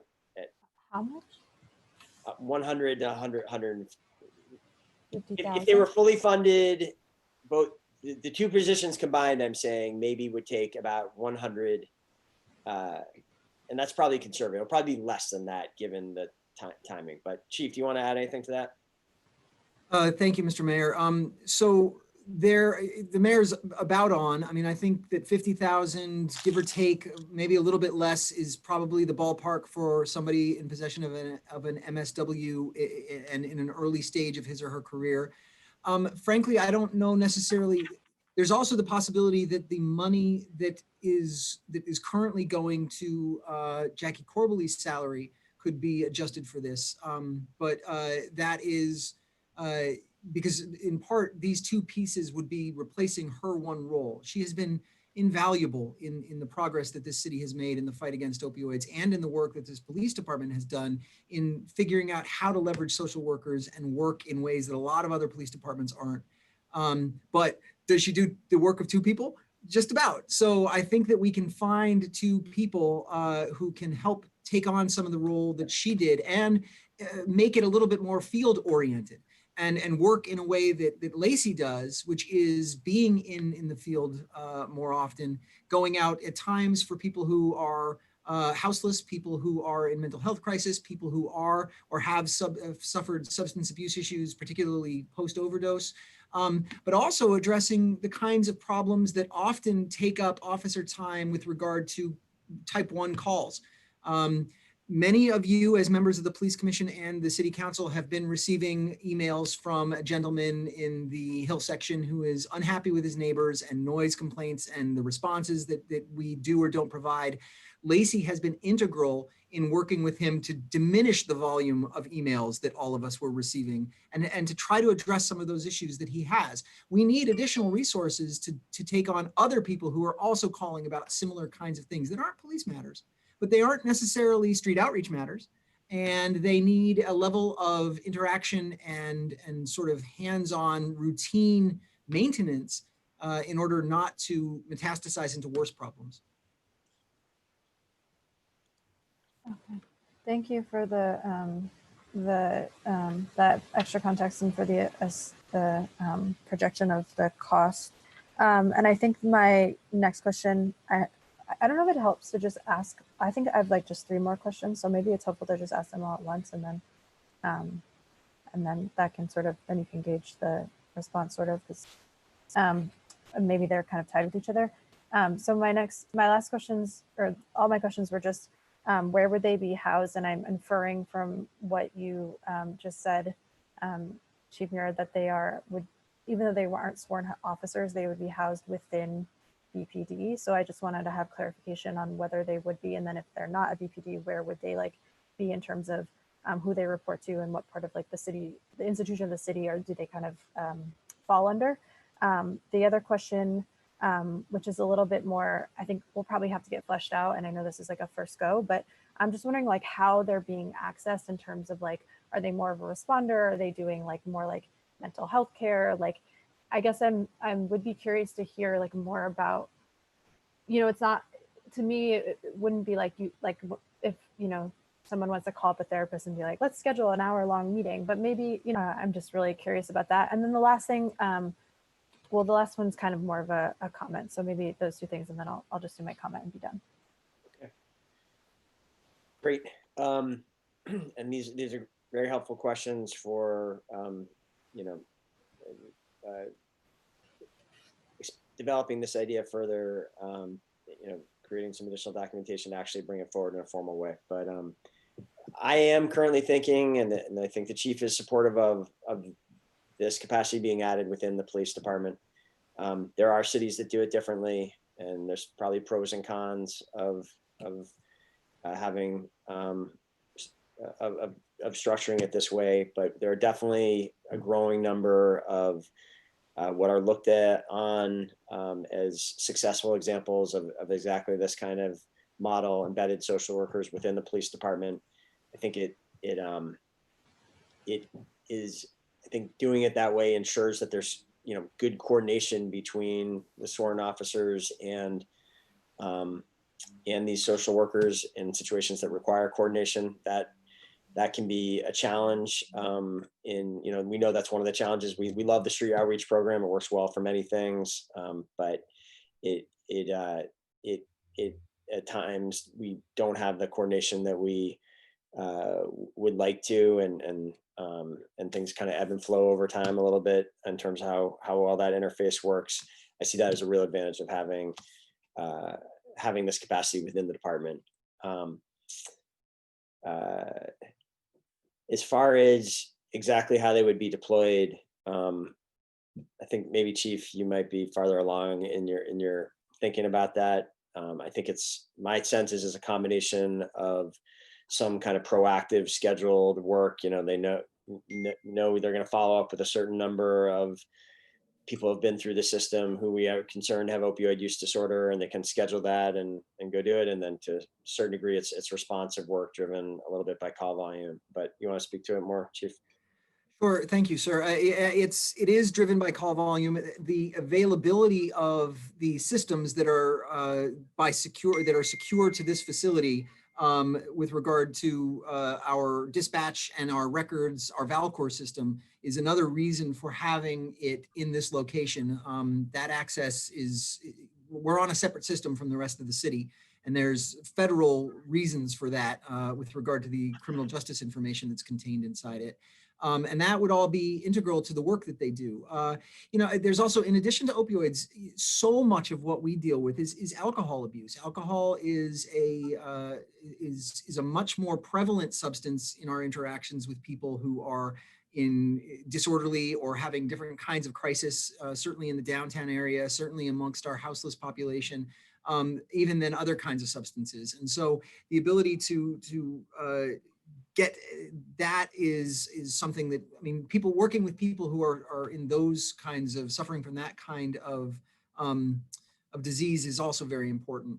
But yes, I would envision them being here in part because it would also allow them to co-deploy with officers when appropriate. If something that they are going to has an element of risk, it would also allow them to have, as I said, access to the information, but it also, there's just a general sharing of information that goes on, and that Jackie Corbally was really good at fostering. She worked very closely with aspects of the PD in order to recognize that there's times where enforcement is necessary, and where even where drug narcotics enforcement is necessary, but to be able to work with them and say, who are the people that are absolutely being victimized by this activity, You want the people who are the victimizers. I want to be able to assist the people who are the victims and the most vulnerable. And that overlap and ability to have face-to-face routine conversations, the water cooler kind of talk, is really important. Thank you for that follow-up information. So I think off the cuff, I'm excited about this. I think having like mental health, sort of support and capacity that the city takes on, at least like a first pass makes sense to me. The thing that's more of a comment, but I'm also curious if the administration would be able to, or even just the council. I'm just curious about this aspect. So like, it's sort of, to me, like public safety, there's these, and maybe this is a little too reductionist, but like, there's an aspect that's like public care, and then there's like public responders. And that sort of, to me, is like how public safety is formed. So you have like, and within public care, you have like housing and jobs and education and healthcare, which includes mental health care, which is why I think incorporating like mental support into and health into our like the way the city works actually sounds really great. And then we have like public responders. And that's why I was kind of curious about like how much are they really like, are these folks coming in at the point of when we're responding, or how much prevention work are we doing? And I think that can be fleshed out. And sometimes it's a little hard to divorce and they don't actually feel completely separate. It's not completely cut and dry, but I'm just curious to sort of think about that and continue to work through those aspects. I think for me, like in terms of continuing to work with the administration and the council on this and the commission, and like as a city, it's like, I kind of want to think about how, in terms of the amount of resources that we're investing, and I don't know exactly how this analysis would happen and if it would have to be rough numbers or just sort of like broadly, or if it could be very specific, but it does interest me to think about how much we're investing in sort of the preventative stuff, which I think is like healthcare and housing and education and all these things, versus like how much we're investing in the responders, like in response. I think, and then thinking maybe like, I would be curious to sort of see more research and more information on what's the right balance for that, because to me, I think what I've felt concerned about is that there's not enough investment in the sort of initial care and the public care side of it. So, and I would just be curious, fleshed out a bit or talked about more. So yeah, off the cuff, I'm excited about this. I appreciate the,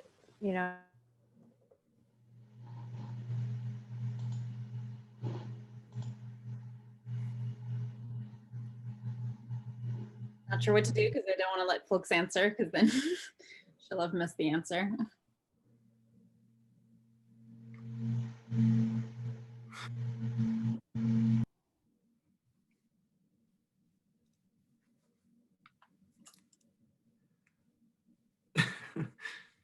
I might let somebody else. I don't know if the chief or the mayor had a response to that, but I think I might just let somebody else ask a question if that's okay. And then when she returns, you can answer. Sure. Go ahead, Shireen. Thank you, Mayor, and thank you, Chief. So, Chief, if I understand, Jackie Corbally is leaving, which is just so sad to hear. I know how many years has she been there? Okay, so can you explain to me, so these two individuals, one of their roles is to replace Jackie's position, is that true?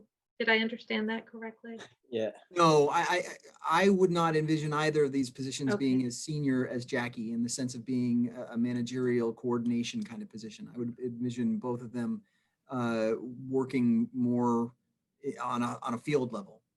So is Jackie being, I guess maybe I'm stepping in it by asking this, is Jackie leaving? Are we not able to replace her because of the reduction in force? No, I do intend to replace Jackie. We are looking seriously at a shift in that position and maybe reallocating it to a different part, a different department. In that I do see that that position continuing on the opioid, some of the opioid policy work, not necessarily this on the ground follow-up work we've been talking about these positions doing, but the policy work. I do envision this position still being responsible for that. In addition, we have made this big new commitment to trying to tackle racism as a public health emergency. And I think the repurposed position could play a leadership role there. So okay, that's helpful to know. I was worried about that these two individuals, the community affairs liaisons, were intended to replace, but that's a whole separate thing. Okay, thank you. Great. Karen, if you don't mind, I think Perry maybe wanted to finish her point, and then we could get any feedback on that before we go to you. Oh yeah, I'm so sorry. My internet died. I just wanted to, sorry, I was kind of rambling on. I just wanted to say that I'm proud that we're looking at this. It's exciting. I'm really excited to see it being fleshed out and to sort of partner on this. And I appreciate you providing this update. So thanks for everyone who has been interested in this and has been talking about it, and for looking into it. It's really interesting. So thank you. Great. And I mean, I did hear your point about, I mean, it is an interesting thing to think about, that kind of analysis about where the money goes. I think to really do it well is complicated, because I think you probably should look at more than just the municipal budget to really get a full picture of that. That might be something that Brian Lowe's shop and the kind of our data shop, and could, if there was that might be something we could work on with you in some way. If I may, I mean, I think that addressing the things that you're talking about, council member, from housing to education to job opportunities, all of that is a form of prevention. But the fact of the matter is that response is prevention too, because response is prevention, if done properly, is prevention of further instances. And what these positions would really allow for is a degree of case management and follow-up that we currently just don't have the capacity for. Thank you for those perspectives. Thank you. Great, Karen, if you wanted to go. I do. Thank you. I don't know who Jackie Corbally is, and I don't know what position she holds. There's a couple of new people on the call, so can you, what is? Absolutely. Sorry, Karen, and thank you for asking that. Thank you for joining this commission. Jackie Corbally, we initially called her our opioid policy manager. I think her position was changed. The title was changed recently to include more broadly some mental health responsibilities as well. She essentially, we brought her on in 2016. She reported directly to the Chief Del Pozo at the time. And she really spearheaded this effort we refer to as community stat, which might also be kind of Greek if depending on whether it's come up, but it has been this really, I think, kind of, it's been a pioneering effort to address the opioid crisis through a multi-agency coordinated response. And Jackie really helped us kind of create that and staff it and bring enormous energy to it. So. Great, thank you.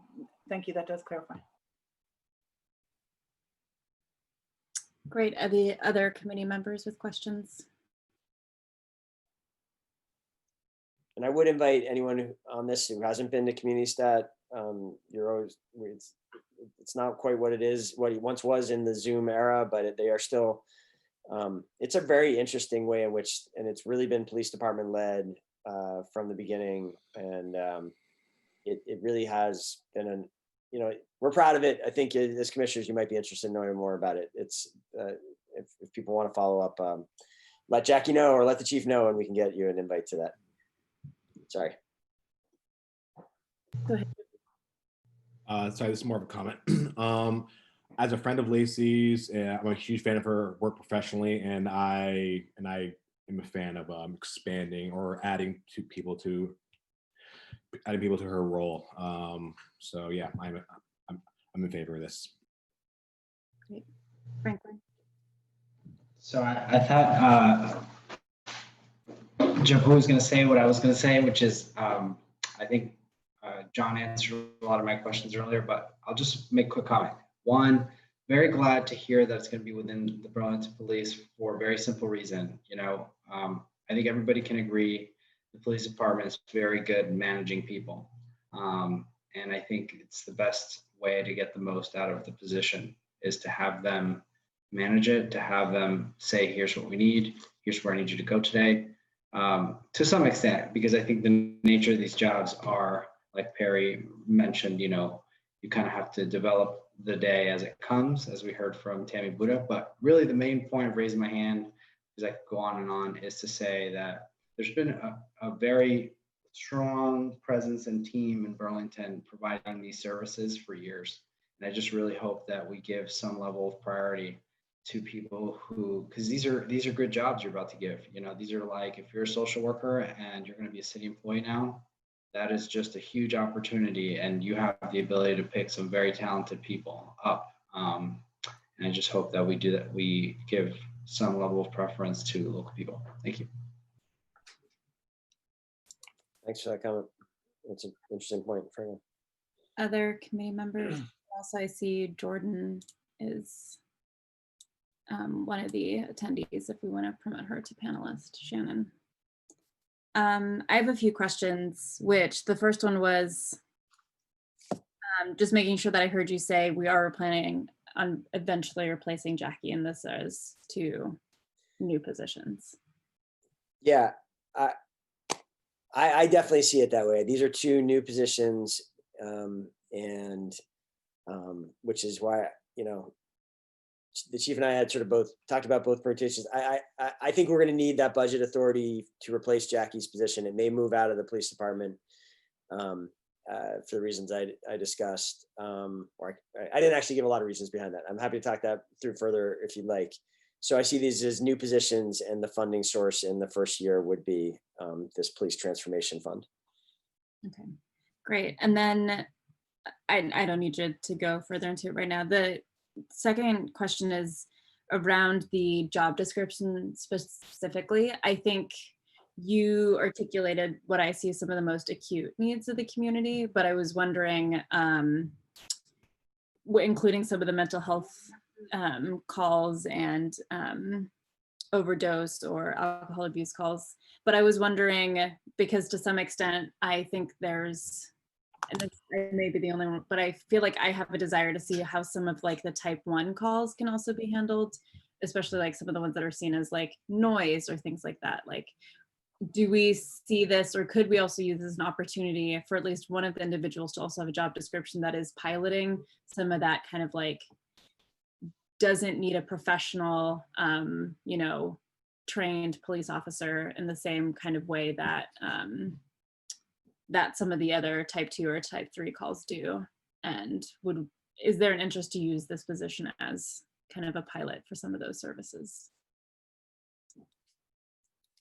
I think, Chief, you're probably better able to answer that than me. It's an interesting question. It's a very interesting question. I don't know. I think that it's part of the other RFP, and that kind of assessment is going to help determine the answer to that. I think that there are certainly things. I think that we will see a decrease in certain kinds of type 1 call.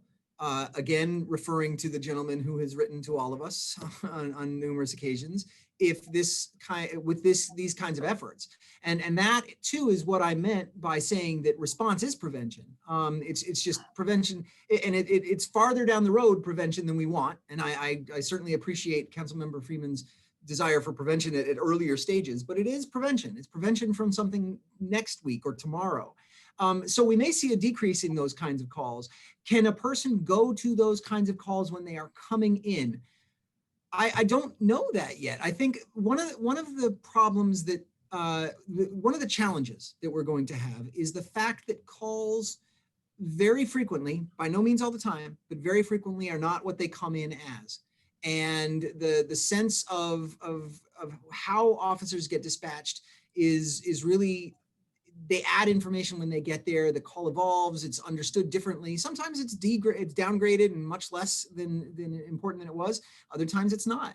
And so getting to a place where we're able to do that triage even better than I think our dispatchers already do, is going to be something I hope that this assessment may help us develop, but is also going to be a challenge.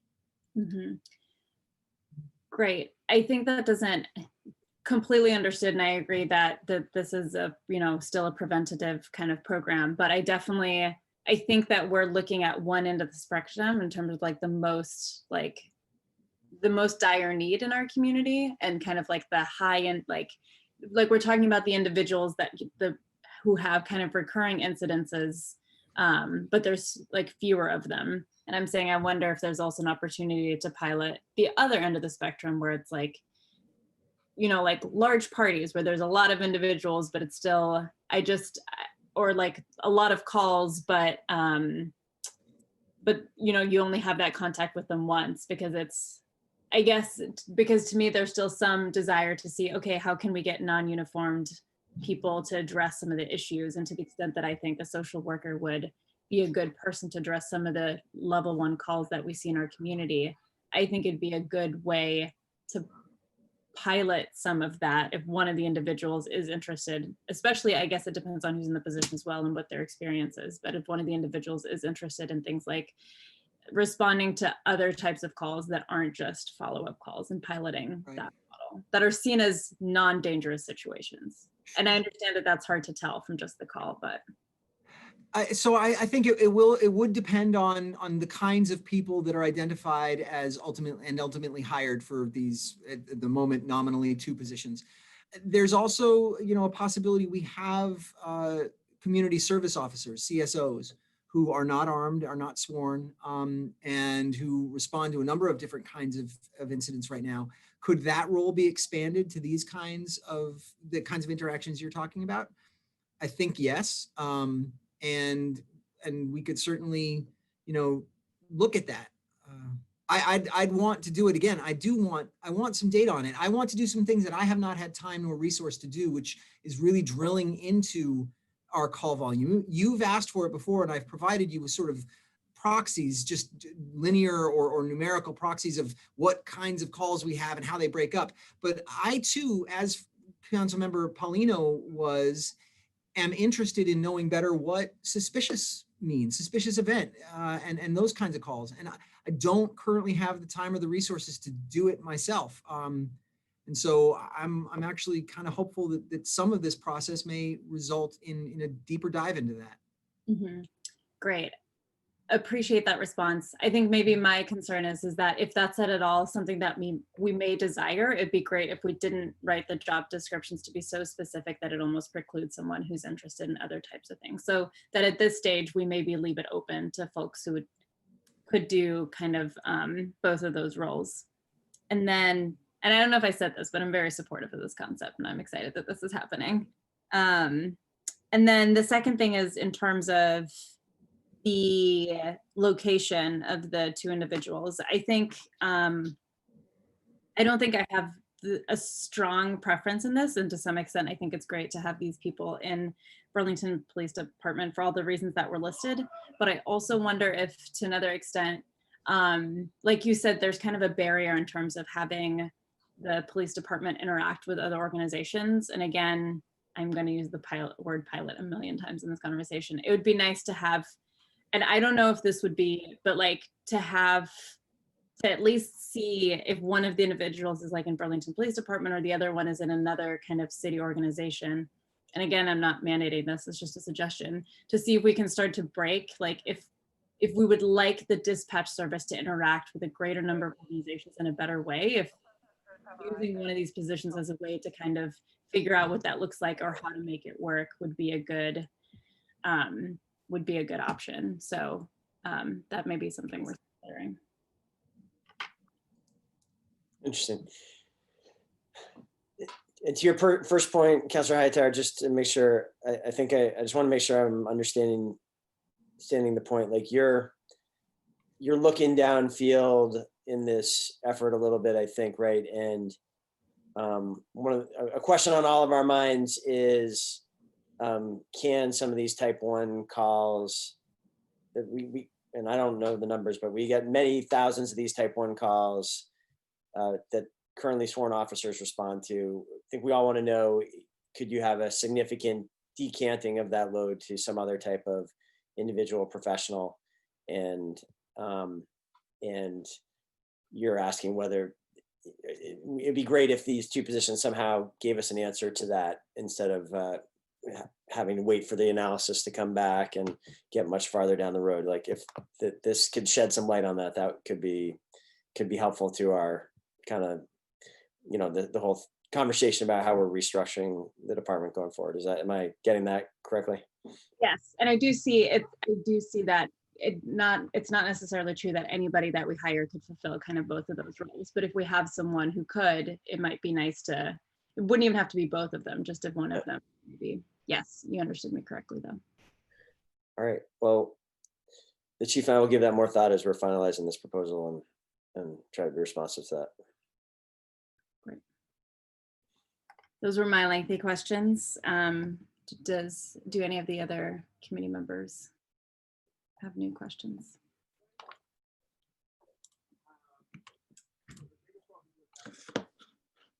Great. Right. Thank you so much. I know we interrupted your. No, thanks for working me in, and thanks again to everyone for your service on this critical committee, and hope to be in touch with you again soon on other matters. Great. Thanks, Mauro. Thank you. Randall, did I see your hand up? That's okay. I'll retract.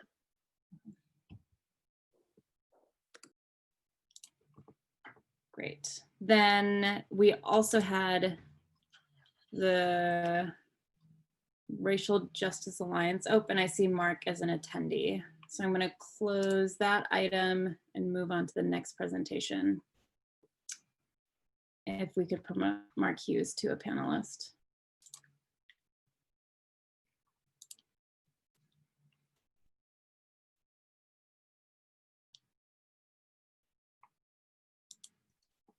And my understanding from Mark is that he wanted to give an update on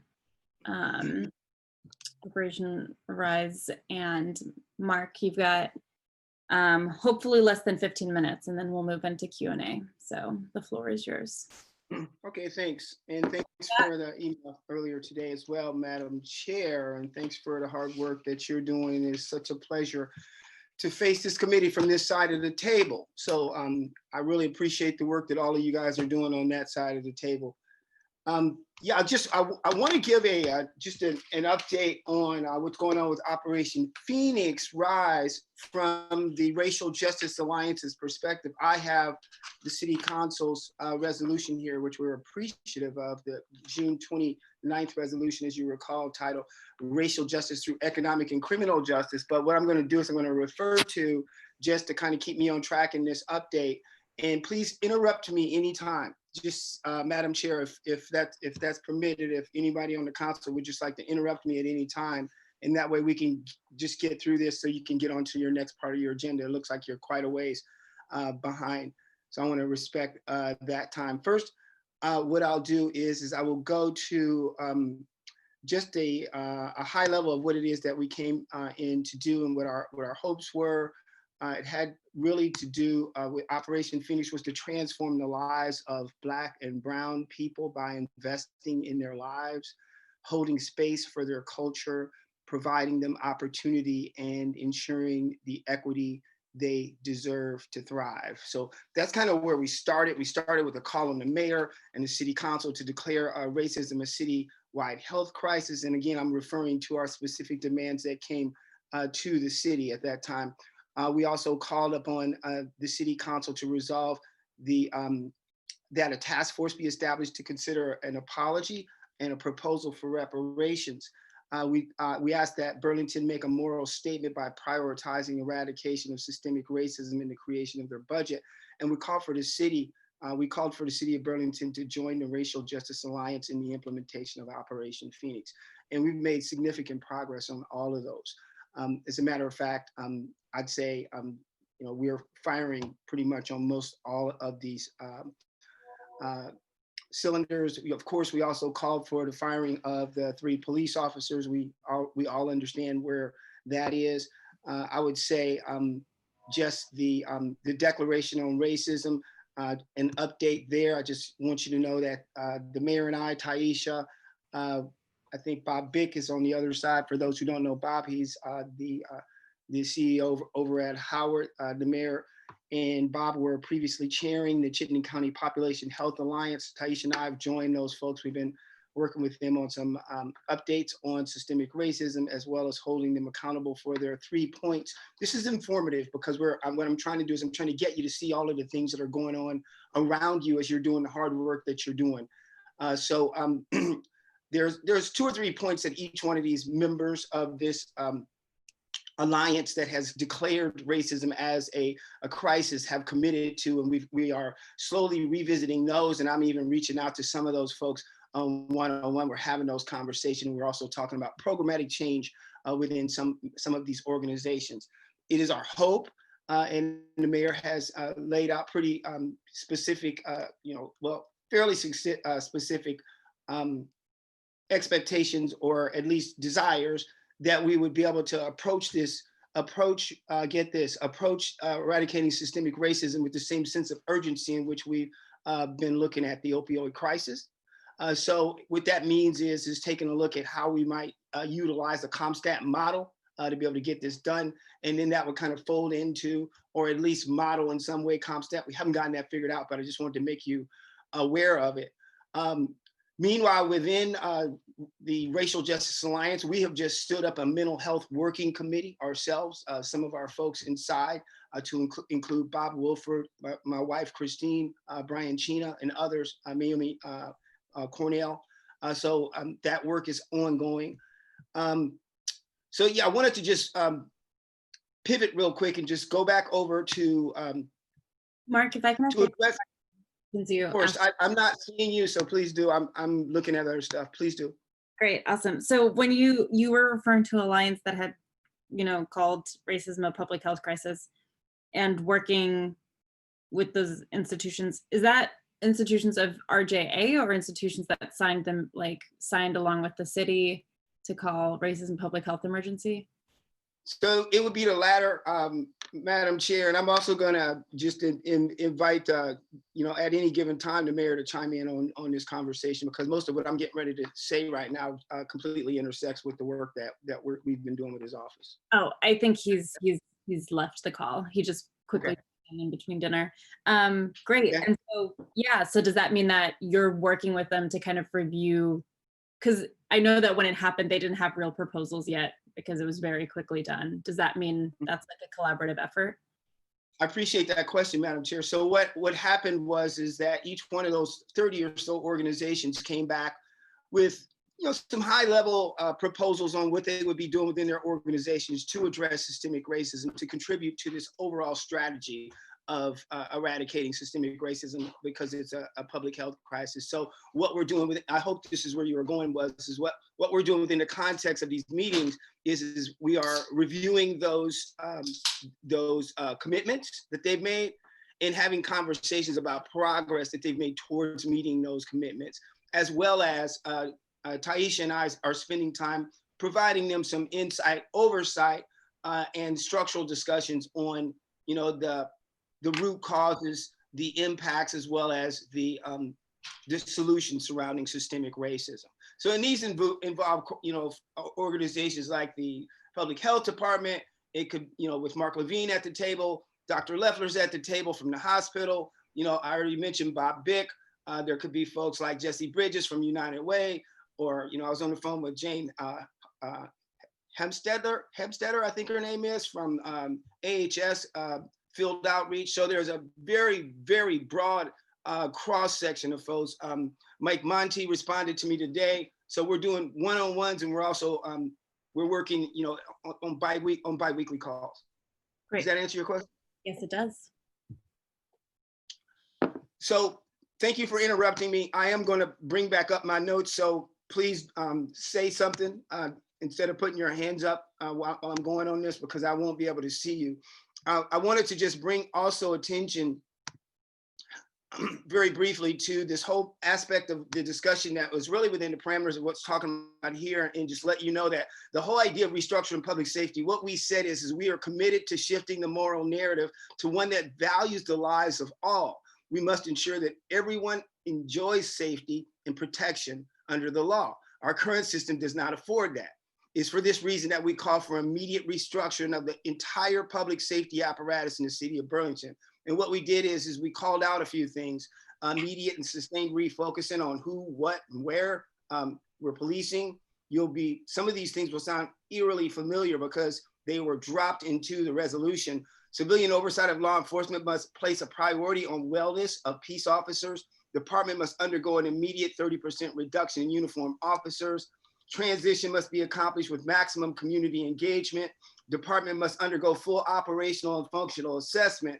A complete realignment implementation must take place upon completion of the analysis and assessment. And the council must grant the police commission the authority to oversee the transition. So you can see, as far as the updates, as far as, how I'm here to update you in the capacity that I came to update you. Clearly, we are pleased with the progress that's happening with this particular aspect of the Operation Phoenix Rise. So I think we're, with the RFP that's going out, I thought it had already gone out, but a little bump in the road. And with the other RFP that will be going out from the as the police produce that for the assessment as well as the analysis, I really do think that we're on a good trajectory as far as the, within this scope, that is the R of Rise. The updates on the I have more to do with the implementation of cultural empowerment, because as you know, now this is really where it gets interesting, is because the rest of our plan was based upon the fact that our communities of color are at the core of our values, because this is where we live and interact. So what we call for is the city to partner with the people of color-led businesses and community in the implementation of what we refer to as a cultural empowerment community collective. We envision this being central to those it serves, and it would be a bastion of hope and purpose and vision for disempowered communities. What we saw coming out of that was a community center, a youth activity center, education and training and arts centers of excellence, economic development, community partnerships. And this also include programming like adult basic education, basic computer skills, people development, STEM development, entrepreneurial cultivation, and technical assistance. So where are we on that? Here's my update. So what's going on right now is the Racial Justice Alliance has been in partnership with the administration. I have been sitting down with the mayor on almost a weekly, if not every other week basis in fleshing these things out. There are 2 other RFPs that are in play that you need to know about right now. One of those RFPs has everything to do with how do we go about creating a position within the city government that will oversee the implementation of all Operation Phoenix activities aforementioned, and that which I'll tell you more about. That RFP I reviewed, I believe the week before last. It's back in the city's court. I don't know, we kind of went dark after all of this other stuff that's happening, but we'll pick back up on that. The second RFP would be an RFP that is going to be related. Well, just as a side note, there was an additional position, and it overlaps with the conversation that the mayor was having with you, and it's called the health equity, the community health equity manager.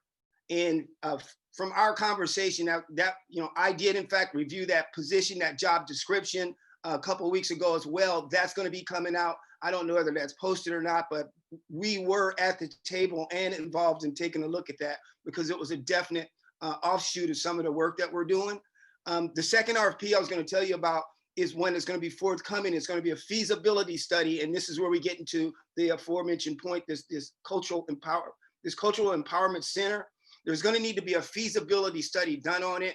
What we agreed, the mayor and I, Taisha is part of these conversations, and as we kick this thing down the road, what we agreed is that the RFP that's putting in place the person who's going to do all of the, let's just say, program management for Operation Phoenix Rise implementation, that RFP, it will inform this second RFP, which will be a feasibility study so we can take a look at how we go about implementing that I just shared with you. I'm going to rush on to completion because I know I'm almost out of time. But I'll talk almost collectively about the S and the E in terms of updates. I will say that the S in this conversation has always been about securing equal opportunity. It was our full intention to go in because our values also inform us that everyone should be afforded an opportunity to prosper. This is currently not the case. The city must immediately establish what we called for as an equal opportunity officer. We also looked at the CEDO office, and we're still looking at the CEDO office, and it's our hope that what we would be able to do after the implementation, after the hiring, if you will, after the positioning, if you will, of this RFP of this person who would come in to do this program management, that we would have the ability to do a full analysis, soup to nuts of the CEDO office, that we would have the opportunity to take a look and see where those federal as well as state monies are coming in that should be directed towards these communities of color, to see how we can go about ensuring that's happening and or comport those dollars into some of the programming that we're talking about. So that would not happen until we get somebody on the ground for overall program management. And then they'd be able to look at things like minority-owned business city procurement programs, as well as economic empowerment programs, capital access programs, business-to-business incentive mentorship programs, as well as technical assistance programs. So that's the I, that's where we are. We kind of waiting as a predecessor, we're waiting for that RFP to get done so we can get somebody to oversee that. It's worth noting that the city is having conversations right now about how do they go about offsetting the Racial Justice Alliance's time, because we're at the table all the time with this. They are considering some type of single source apparatus where they would be able to engage us directly. So that's the jury's still out on that. I have no idea where it's at. You'd have to contact the folks that handle the money. And I'll conclude with the whole idea of the E and RISE, and that is expanding racial equity. And I'm really happy to tell you that, Taisha closed out last week, at the end of last week, the advertisements for two, not one, but two positions, analysts in her department. And I believe, and I don't want to misstate it, that she received well over 50 applicants for those two positions. I hope I haven't overstated it. So that is good. She is also moving forward with her initiative for training as well as for assessment, the training piece. There has been budget that's been moved forward for a platform that's going to facilitate that training across the entire city. As you recall, the resolution that the councilors passed calls for city training for all city employees for twice a year and 3 times for law enforcement officers. There's much more going on, but I'm going to stop there because I think I hit all of the high points. I'll take your questions. I will just conclude with the most important part is, as the mayor said at the top of this conversation, we have dipped into that $1 million. Yeah, it seemed like a lot of money. We spent upwards of almost $500,000 of that with some of the things that we're talking about. And I do believe that those, if I'm not mistaken, those RFPs, these RFPs have already had that money set aside from those budgets. I'm happy to take your questions. Thank you, Madam Chair.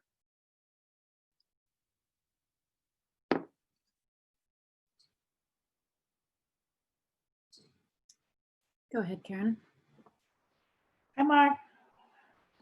Hey, how you doing? Good. Great smile. Can I ask you about CEDO? I mean, you said a lot, and I won't even try to pretend to keep up with that, but I'm interested in what you had to say about CEDO, having had some dealings with them and some experiences with them, working with them at different capacities. Is it your intention to sort of collaborate with them so that, for an end goal, CEDO's been around for a long time, and are you looking at how they help people, or look at specific policies? Just interested in what you're doing there. Yeah, well, I'm really not doing anything there, so that's pretty easy to answer. But I would say that the conversations that I've had with the mayor and he, you know, and I think he's signaled that Luke is actually leaning forward into this as well. And I know that Taisha has had conversations. Those conversations where I think they predate any conversations that we've had here. Is that what we know about the community and economic development offices is the reason why they're there is really to be an apparatus to serve disempowered communities. What we're talking about is serving disempowered communities. So I think we just all agreed that there was definitely a confluence of the work that we're doing, the work that predated the work that we're doing, as well as the outcomes that we're seeking. And I guess Stevie Wonder sees that we need to have to go into that office and make sure that we're working collaboratively with them to get the outcomes that we're seeking. Does that help? Yes, thank you. Thanks.